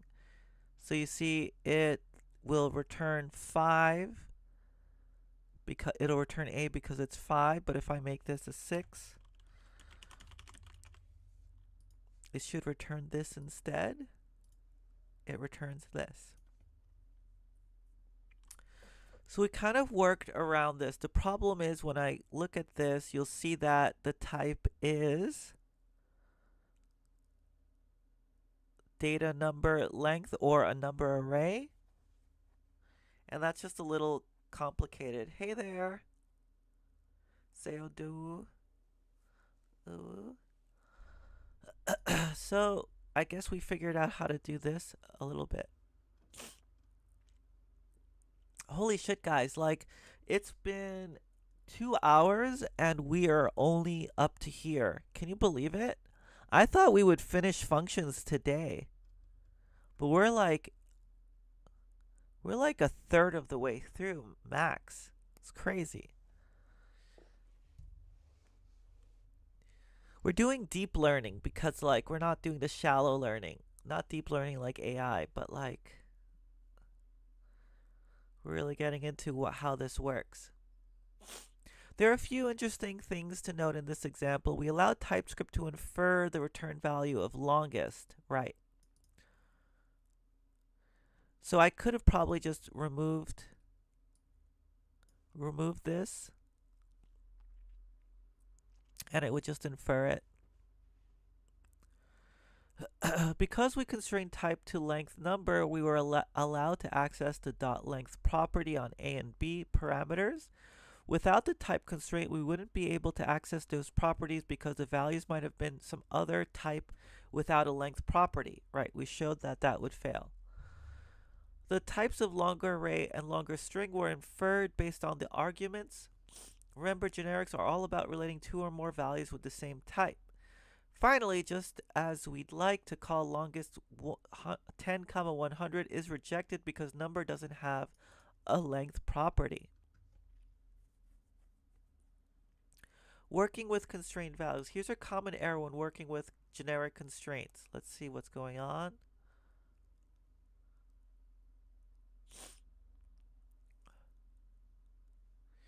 We have minimum length.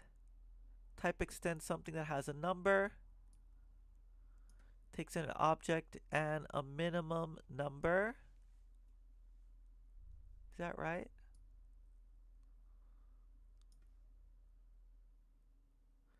Yeah, it takes an object and a minimum number as parameters. Returns type.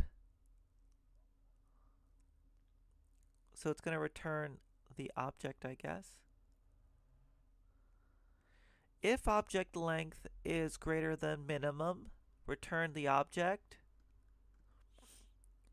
Else return length minimum. Oh, so here we're returning type, right?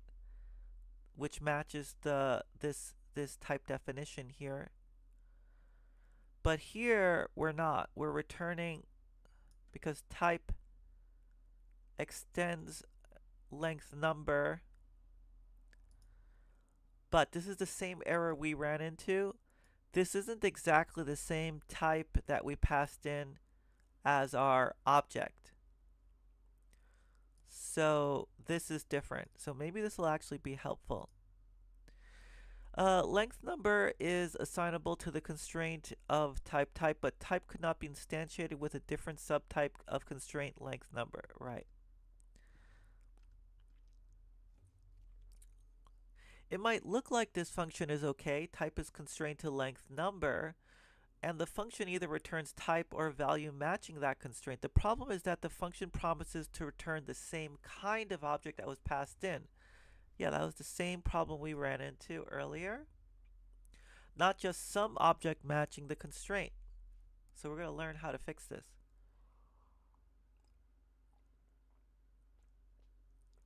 If this code were legal, you could write code that definitely wouldn't work. Minimum value 6.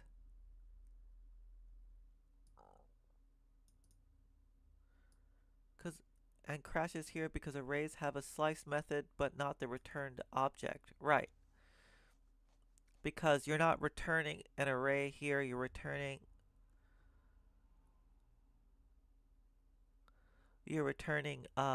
this simple object that just has length minimum.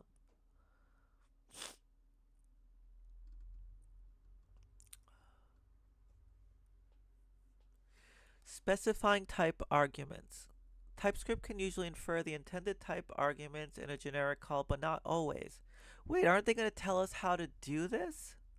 Maybe they're just saying like, hey, it's not perfect, but they don't actually give us an answer here. That's a little lame. Hey, you can't do this. You'll run into problems here. Do we give you a solution? No. Just don't do it. Bastards.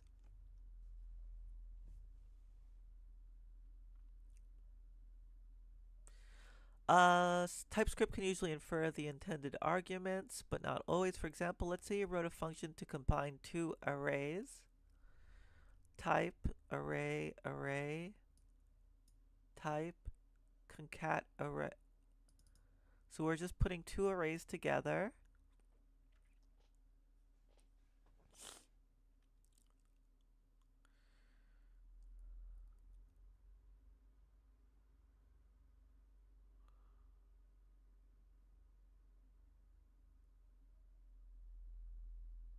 So if I were to call combine with two things that were arrays, why wouldn't it be able to tell the type?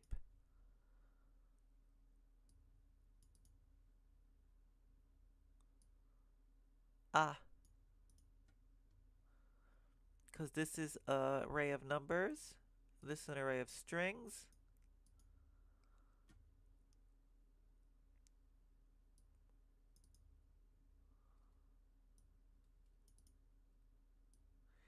I see, so we have to say string or number.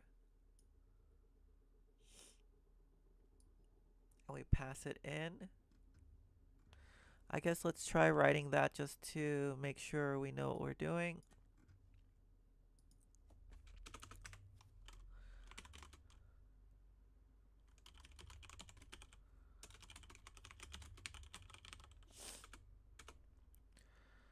Function, we'll call it myConcat, and it takes in an array 1, I guess A and B,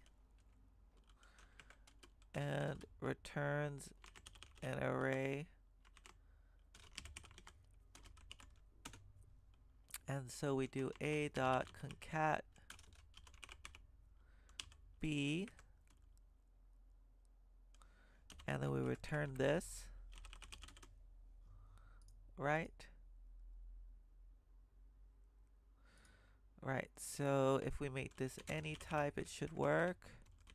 Do you guys code like this? Do you sometimes like start without the types and then you add them later? Or is that like bad practice?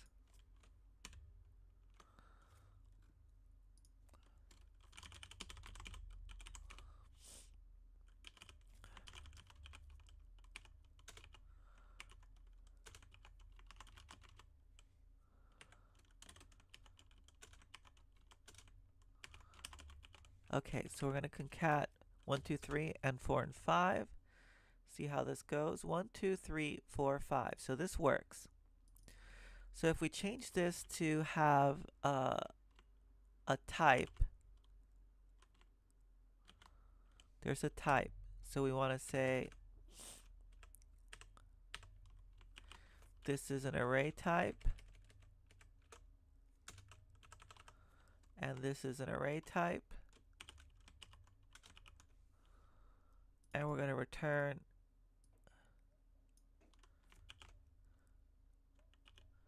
We're going to return the same thing, right? That's how you would write that. I'm also learning TypeScript with you, but from my experience with other languages, better to add types first. Otherwise, you'll not do it anyways. Good point. I'm pretty like I love to just have the things finished, so I don't think I would fall into that trap, but maybe you're right. All right, so this works. 1, 2, 3, 4, 5. The problem now is, like they said, if I pass in an array that has a different type, we have a problem now. The type string is not assignable to type number. So it wants it to be the same kind of thing, because you look up the thing and it says number array. A is an array of numbers and B should be an array of numbers, but obviously this isn't, because the first thing we gave it was an array of numbers, so it bound it to that, right? So their solution was to change the,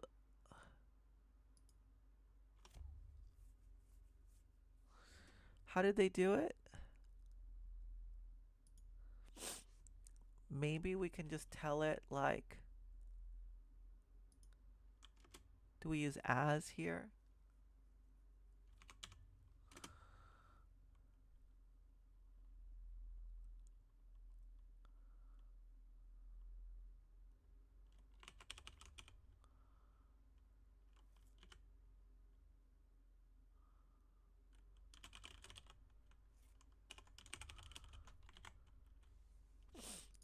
Now we're saying it's an array of numbers or strings.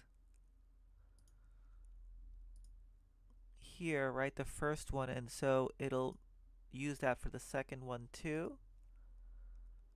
And then when I run it, it works fine. 1, 2, 3, A, B.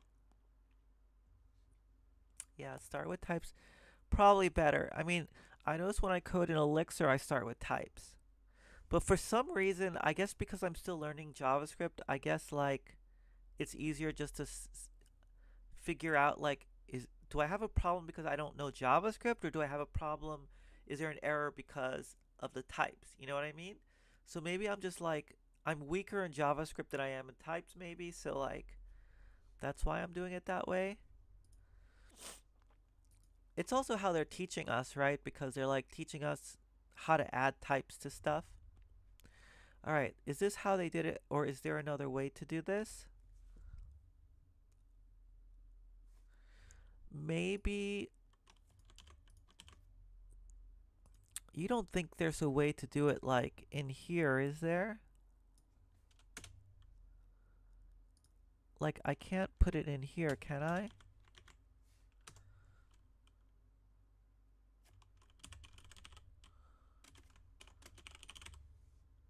Holy shit, I could do that too.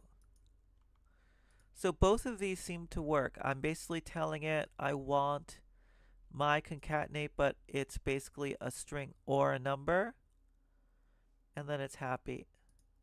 So this should print it out twice. There we go. Let's see how they did it.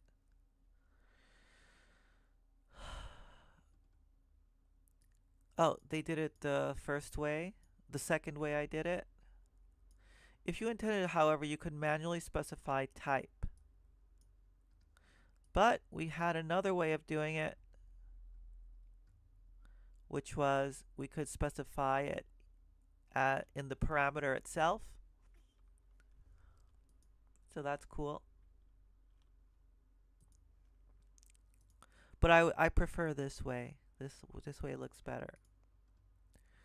Guidelines for writing good generic functions. Writing generic functions is fun, and it can be easy to get carried away with type parameters. Having too many type parameters or using constraints where they aren't needed can make inference less successful, frustrating callers of your function. Wait, what was the constraints again? Oh, that was the extended part.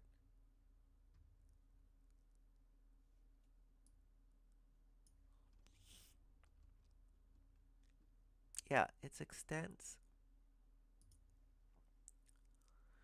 There's like terminology, so they're gonna say constraints again. I'll be like, oh yeah, that means type extend. Uh, push type parameters down. There are two ways of writing a function that appear similar. Type array,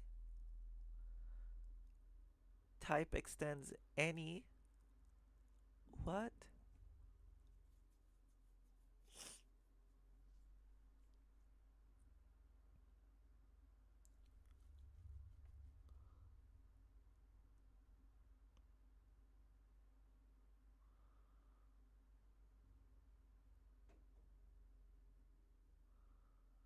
Yeah, I don't think I like this.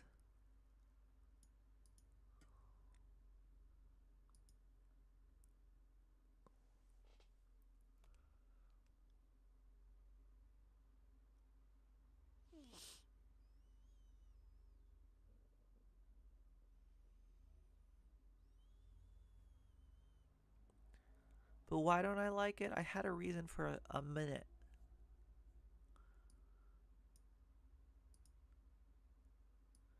This is an any array, so it's going to be, I don't think it becomes a specific type. I think it's basically going to be an array of any's, which is not the same as turning it into a specific type and being an array of that type. So this is going to still be like, this is still going to have any in its definition. Yeah, here it says any bad.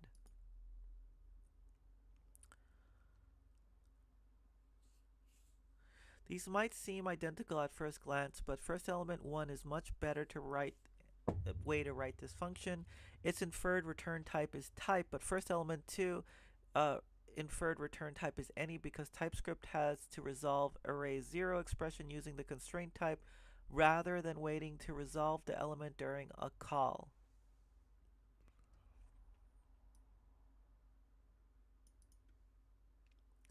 Constraints.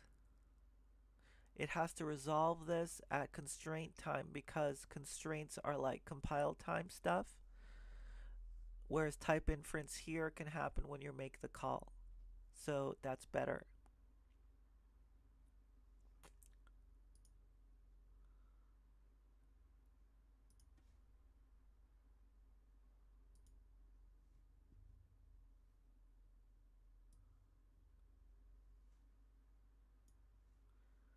All right. Use fewer type parameters. Here's another pair of similar functions. Filter 1, we take an array and a function that takes in the element of that array and returns a true or false. And then and in the end it returns the same array. What?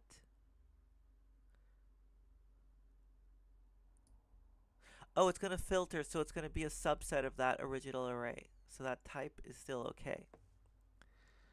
Here's filter 2, so they're using constraints again. And it's saying, hey, you can take in, what the fuck? There's a type, and now you have a function type that extends. So this is the kind of function. It has to have a function that takes in the type and returns blue. Like, why would you write it this way? This hurts my head. Uh,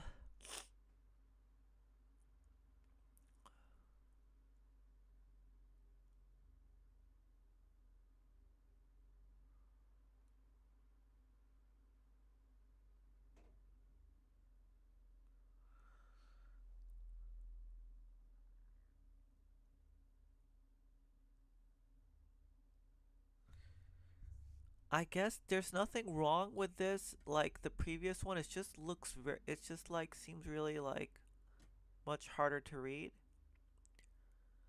But I don't see a problem in terms of like being correct.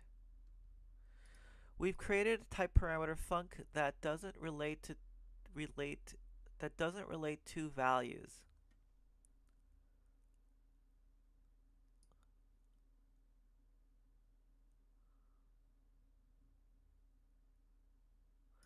That's always a red flag because it means callers wanting to specify type arguments have to manually specify an extra argument for no reason.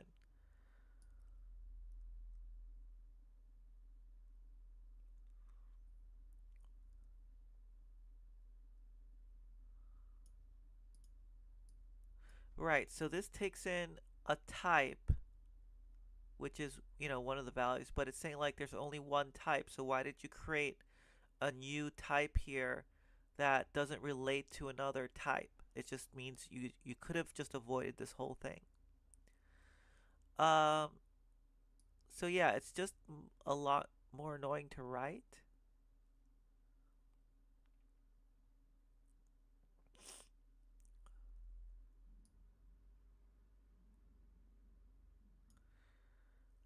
Func doesn't do anything but make the function hard to read and reason about. Yeah, exactly. So, like I said, I think this is like technically correct code. It's just that if you write this shit, you just suck. Stop.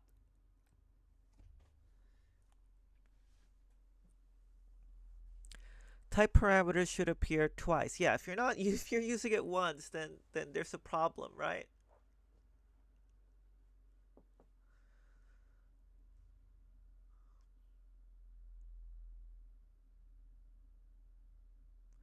Greet strength. I guess I'm playing too many RPGs. String extends string. The hell? S string console string. All right. You're just using it with the plus operators, so I don't think you needed to say that it extended string. You could just say it's a string. Right. Remember, type parameters are for relating the types of multiple values. If a type parameter is only used once in a function signature, it's not relating anything. This includes the inferred return type. For example, if stir was part of the inferred return type of greet, it would be relating the argument and return type, so would be used twice despite appearing only once in the code.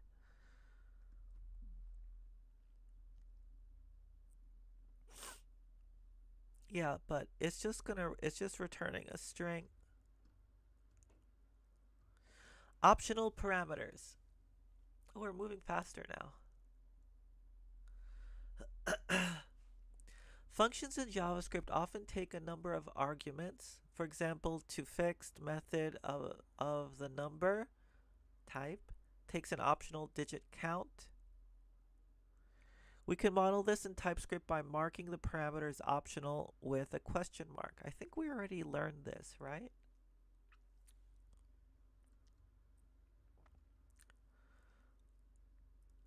Although the parameter is specified as type number, the x parameter will actually have number or undefined because unspecified parameters in JavaScript get the value undefined. Oh, this is how you provide a default parameter. Cool, I'm going to write that in my JavaScript thing. Guards.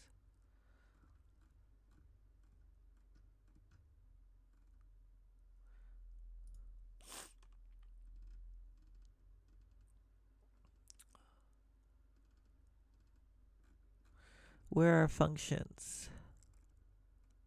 Here.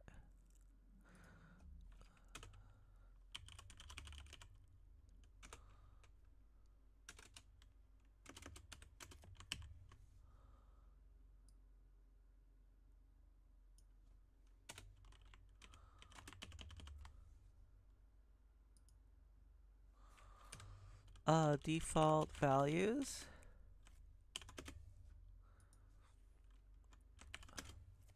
Okay.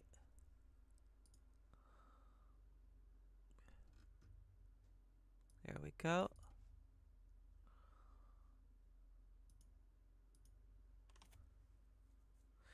Now in the body of x, x will have type number because any undefined arguments will be placed with 10.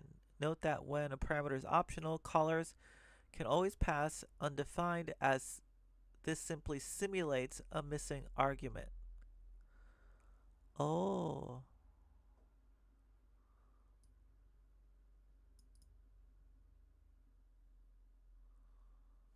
Alright. Optional parameters and callbacks. Once you've learned about optional parameters and function type expressions, it's very easy to make the following mistake when writing functions that invoke callbacks.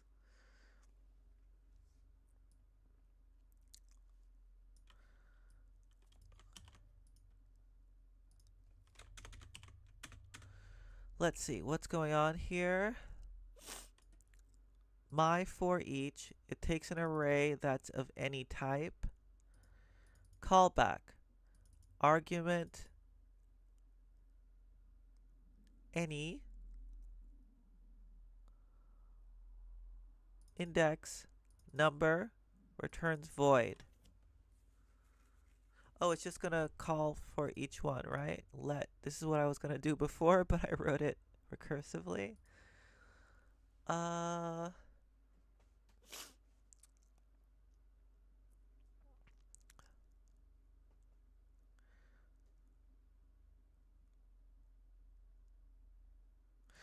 See, why this is bad is that you can have an array. Let's just make an array, my for each. And in there you pass an array, let's say it's numbers. And now you have to give it the function, right? So we'll make a function and we'll call it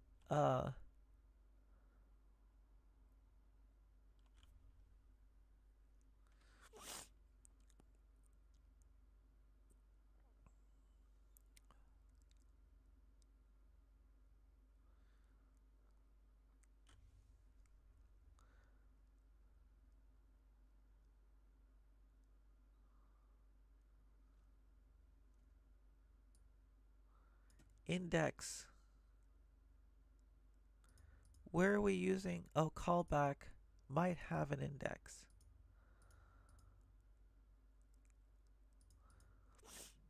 That's a little annoying. But anyway, I guess we could call double again.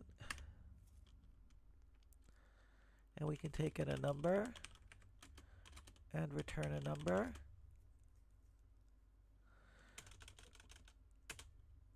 We'll just make it void. let's just pretend we're JavaScript coders. We'll just do a times 2, right? We'll log it.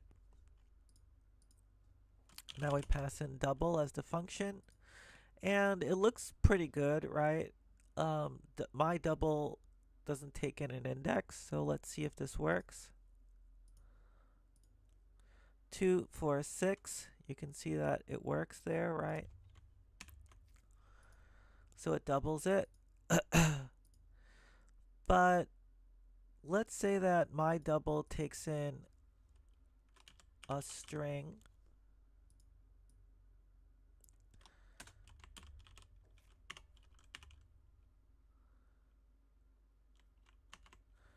And it's going to repeat itself.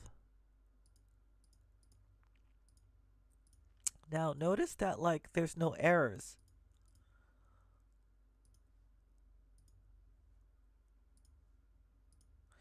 But when I run it, it says a repeat is not a function because my thing took in double was a string, but I'm passing in numbers, right? So here this any and that any aren't related at all, right? So this is bad. They can be two different kind of types. If instead we made this a t, and we said this is a t here, this arg is a t, now you see that like these things can't work because I guess it's like is not assignable to string because our double is going to return a string. Or if this was going to return an object, oh, I don't know how to do this.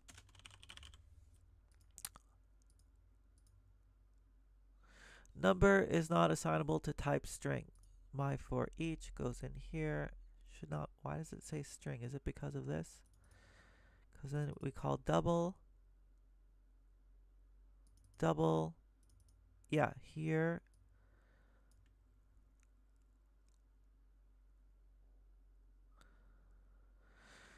This will be a number, and it can't make it into a string that is what it takes in. So that's why it complains, right?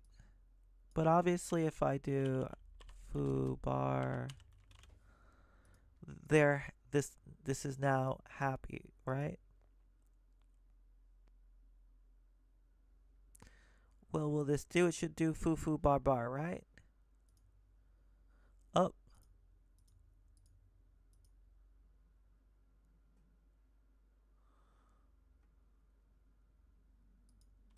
what the hell? Is it 2? There we go. Foo foo bar bar.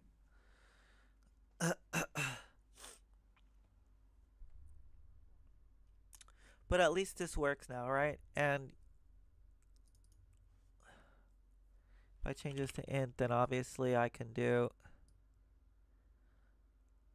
a times 2. But it'll give me an error here. Oh, not int, number. And now they're saying, hey, this doesn't work. But now I can pass in 1, 2, 3. And I'll do 2, 4, 6, right? So that's why I thought this was bad. Now let's pass in the index 2.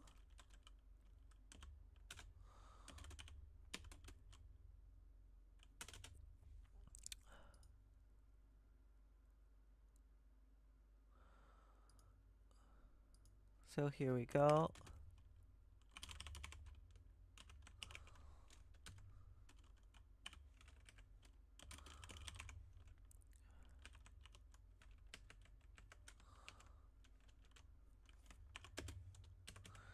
Right, index equals I, value equals this.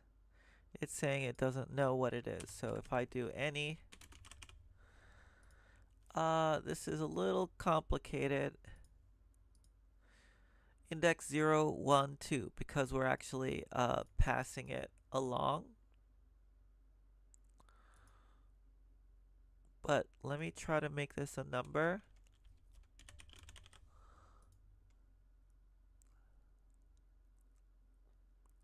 Argument of type a number void is not assignable to type arg number index question mark number or undefined. So I think what I have to do here, because it's saying that the callback is an optional value. So I think I have to say this might be undefined. Right? Like, wait, before that, it gives me an error? Yeah, it gives me an error here. But if I say it might be undefined, now the code works, or, you know, whatever. And you could, like, if you're actually using the index somehow, like plus index, notice, like,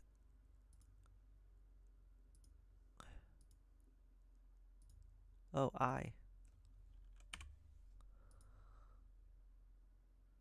possibly undefined, right? So when I run this, it actually is there. Notice that the index was added to the value, the doubled value. So 4 became 5, and 6 became 8. No, yeah. So what do we do here?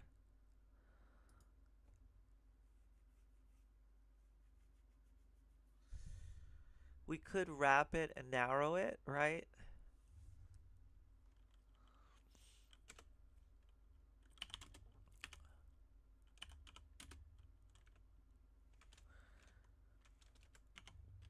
like this would solve the problem.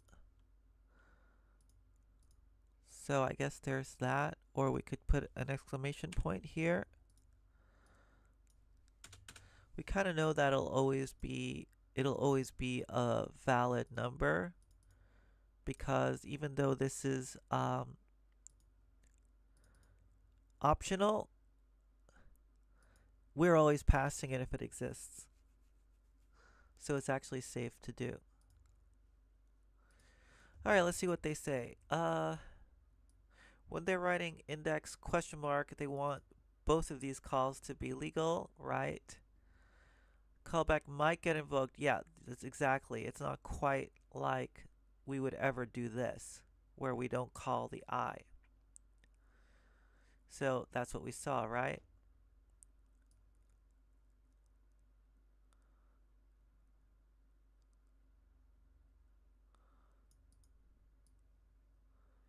In JavaScript, if you call a function with more arguments than there are parameters, the extra arguments are simply ignored.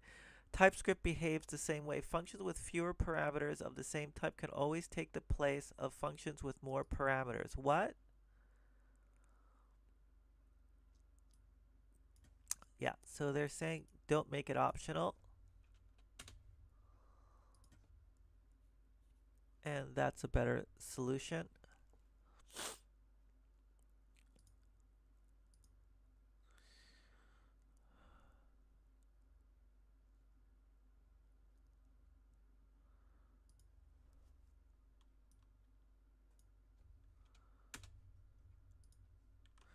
So if I don't take I here,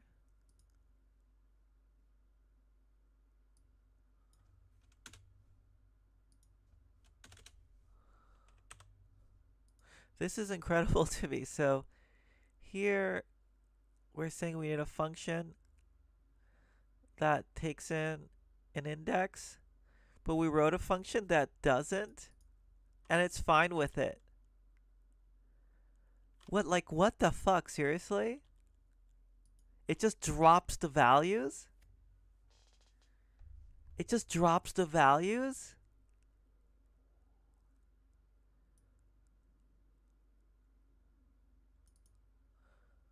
Holy shit. This has to be noted as like a what the fuck.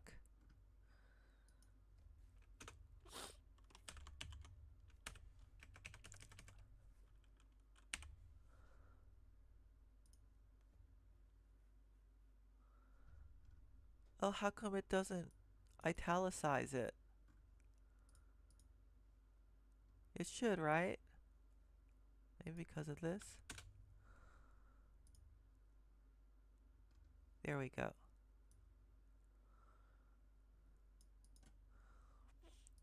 What's the really small, short example? It is like I can have this double function here,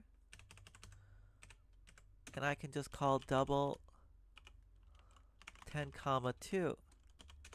Wait, I thought it said I can call it with more. What just happened? I thought I could call it with more.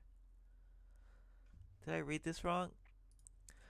If you call a function with more arguments than there are parameters, the extra arguments are simply ignored. So shouldn't this be okay? I'm confused, guys. Lol, I want to see where my W landed. I want to save my document.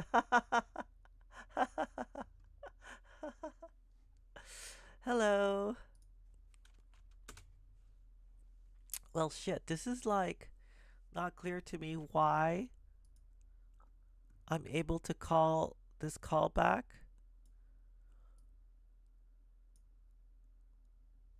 But I give it a function that actually takes in less parameters.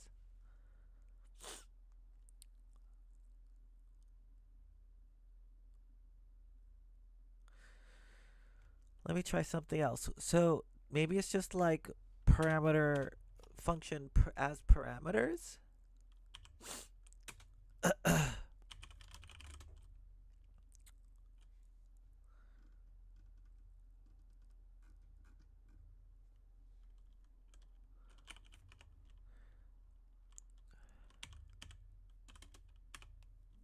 takes a parameter, it takes a function that takes in num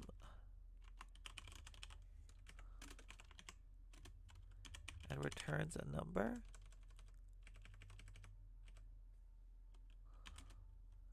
This returns a number.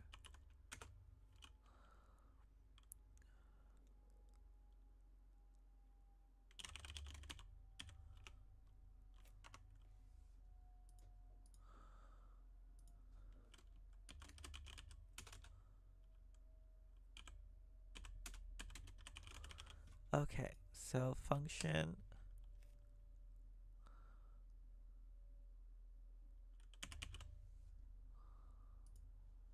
right?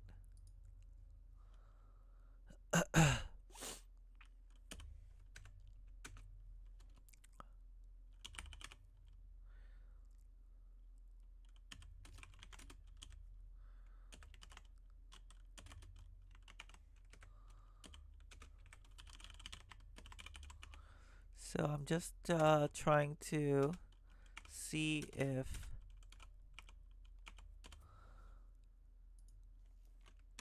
I can call, like, you see I'm trying to just make a function type parameter where it takes one parameter. Maybe it was the other way around, because here we're calling it with two and it only takes one, right? No, yeah, that was it. It takes two, but we only call it with one. So to make it the same,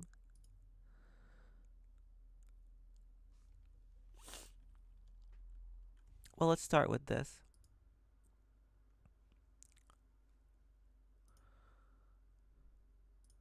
Where am I console logging? Where am I doing this work?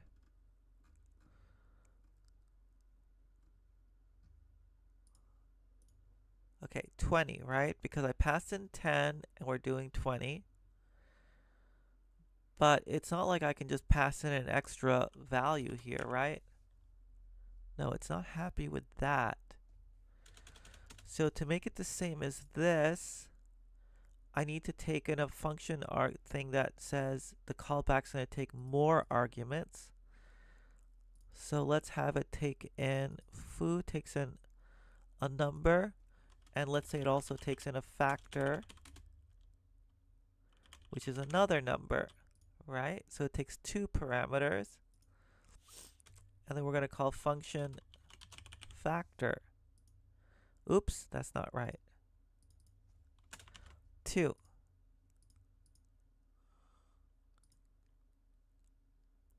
That's what they're doing, right? They're passing in this I that my double function doesn't actually have. So here I go where I'm calling foo.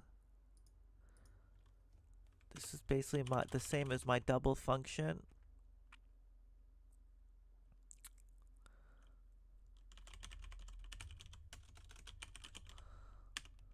Where it takes in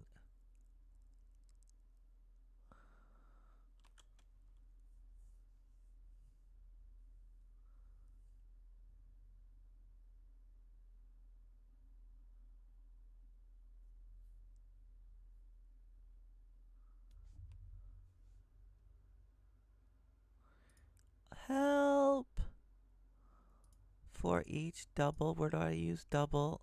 Oh, here it was. Let's leave this up here. So this is calling callback on its thing.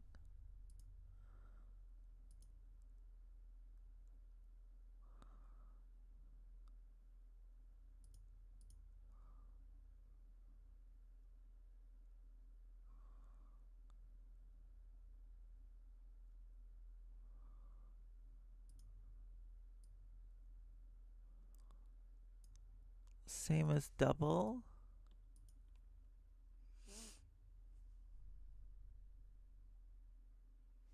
So we take in the number.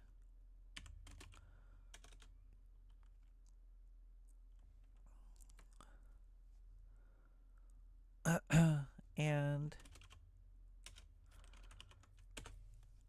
where will our function is a real function, so it returns a number.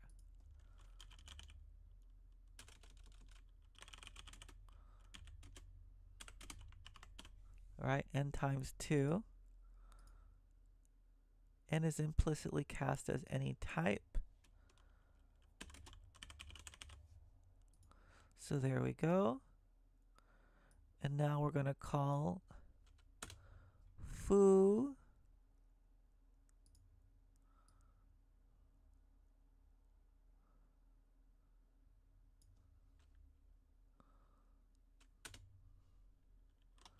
same as double, which is the function, just like this, except it only takes in one parameter instead of two, and we have to pass in a number,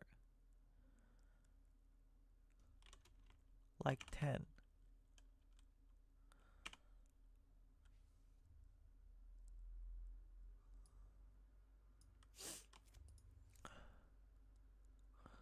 Do we need this number here? Yeah. It's the number that we're starting with, yes. Alright, that's like the array here.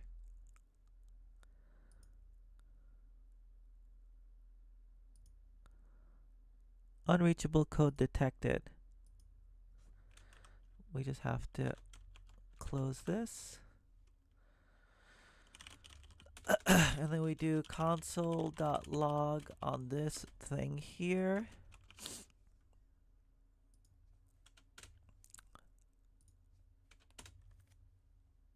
There's no error. What? 20. So it doubled it. So the question is, whatever happened to my factor here? You see, like, I call foo same as double. Our function is a simple function that just doubles. And I gave it 10. So here's our function, and here's where 10 came in.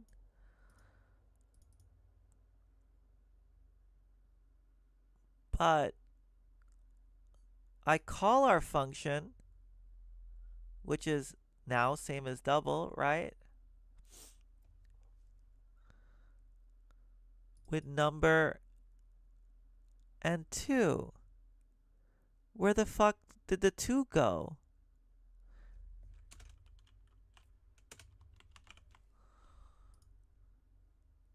That's crazy, right?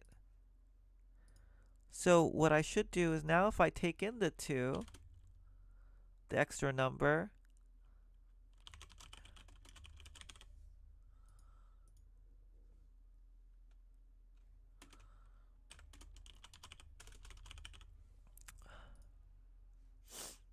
this will multiply it by 20, 200. That wasn't by 20, but you get the idea?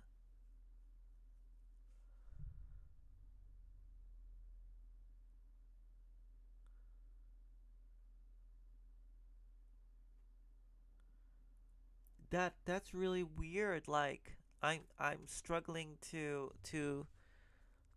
imagine like what the fuck, like how is this okay? I guess I can just say like, I'll just put this as a sample for, it's not the clearest example, but it's an example how we can get here.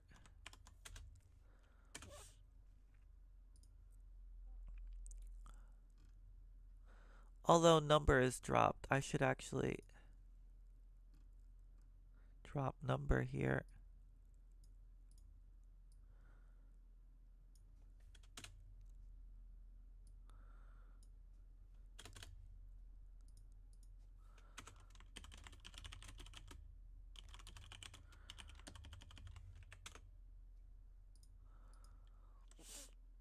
Alright.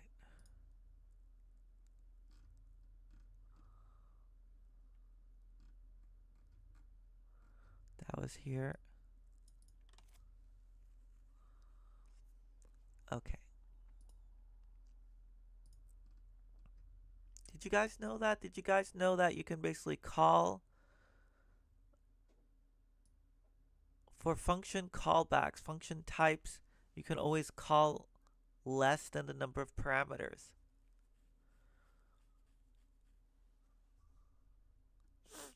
I had no idea. Function overload. Some JavaScript functions can be called in a variety of argument counts and types.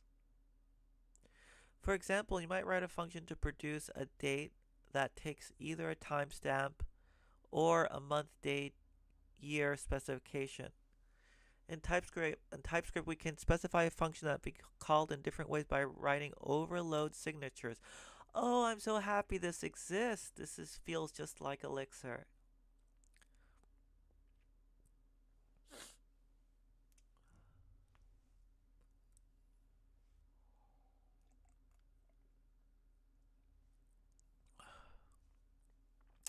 To do this, write some number of function signatures, usually 2 or more, followed by the body of the function. Oh, this is so cool.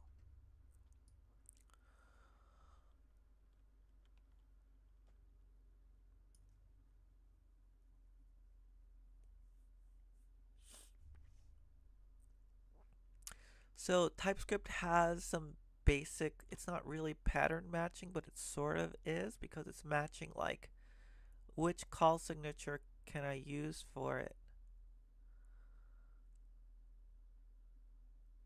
Oh, wait a minute, you write several bodies, but you don't. Oh, it's too bad, it's almost there. You can't like separate the bodies. You have to just write it once. Oh, so close. But this is just syntax stuff, right? Because you could just like say the first parameter is a number, number, number, so they're always numbers. You can say the second parameter is optional.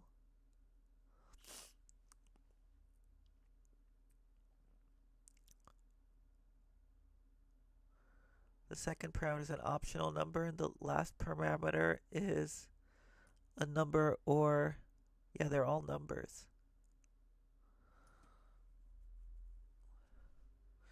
So it's just another way of writing like optional stuff or unions.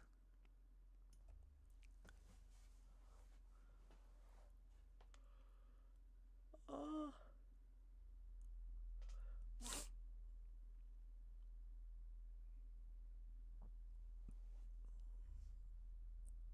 so here you have one where you take in a timestamp, another one where you take 3 numbers, and another one where you take up to 3 numbers. For some reason, it's not happy with matching this one with this one. In this example, we wrote two overloads, one accepting 1 argument, the other one accepting 3 arguments. These first 2 signatures are called the overload signatures. Then we wrote a function implementation with a compatible signature. Oh, it has to basically be all of these. I see. This last one is the sum of the others. The union of the others. The merging of the others. Functions have an implementation signature, but this signature can't be called directly even though we wrote a function. Oh, so we can't call it directly. I got it.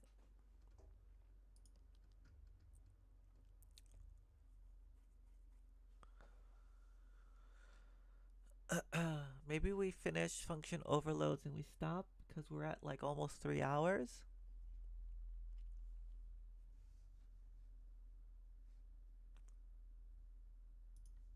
Anyone here? Let's see.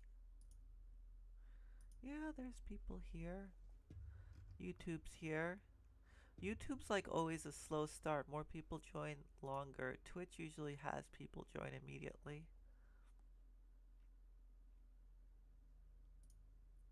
Probably because YouTube has really shitty like announcements, I think. And there's nobody on PeerTube. It's all quiet. I was really hoping more people would be on PeerTube because like it's like, you know, the open source solution for all this, but it's a little hard to get people on PeerTube. Even though it helps me the least, there's no way I ever make money on PeerTube. Let's see, where are we? Overload signatures and the implementation signature. It is a common source of confusion. Often people will write code like this and not understand why there is an error. Let's look. Well, yeah, because this implementation signature has to include this possibility.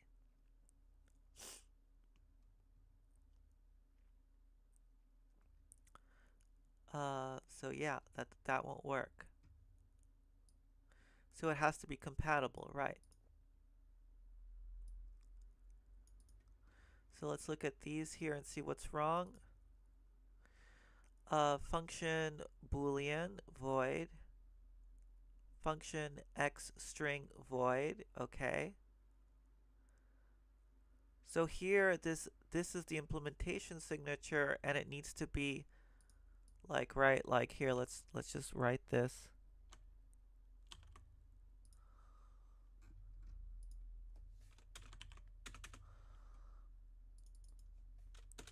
So this one here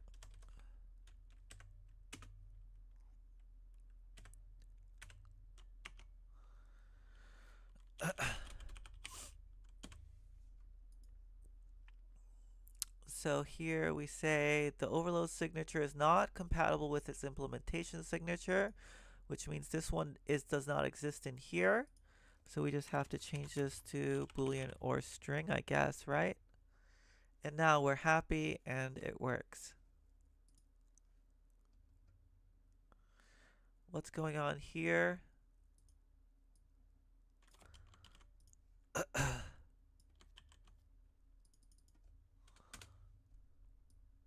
It's the return type. So we take in a string or a number, which is correct, but this returns a string or a boolean, right? So I guess we have to say string or boolean on here, and then it works.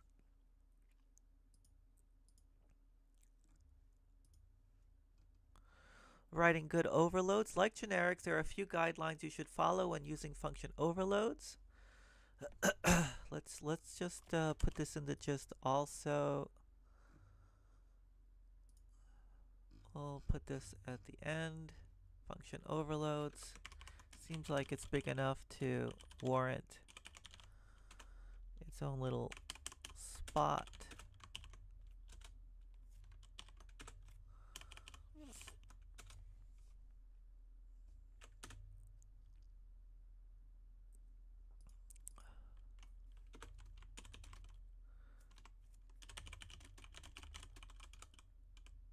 Implementation signature. It must be compatible with the above overload signatures.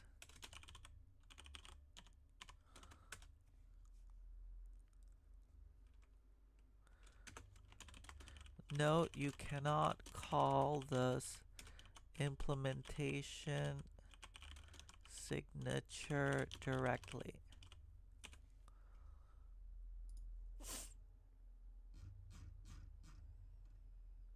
There we go.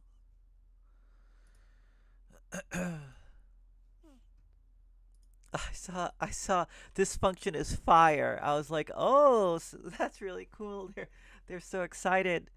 But no, they didn't write fire. This function is fine. We can invoke it with strings or arrays. However, we can't invoke it with a value that might be a string or an array. What?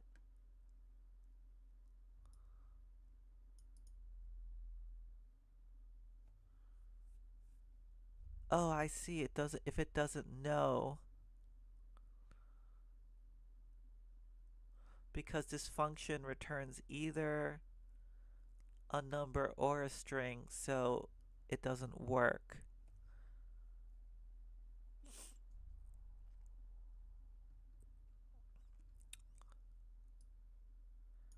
Non-overloaded version. There we go. Yeah.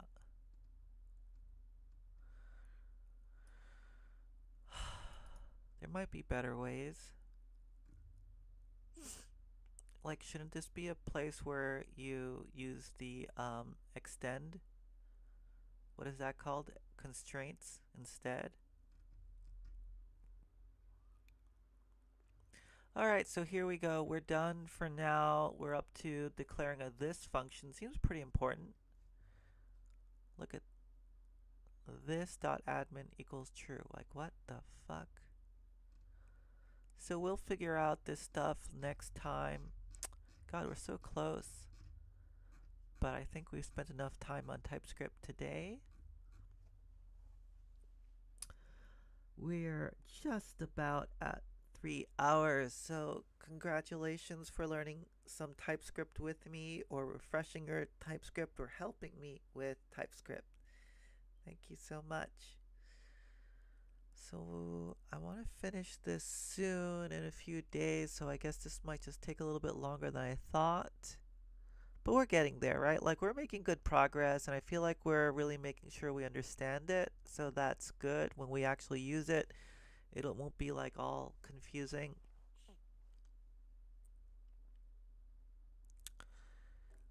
I guess that's it.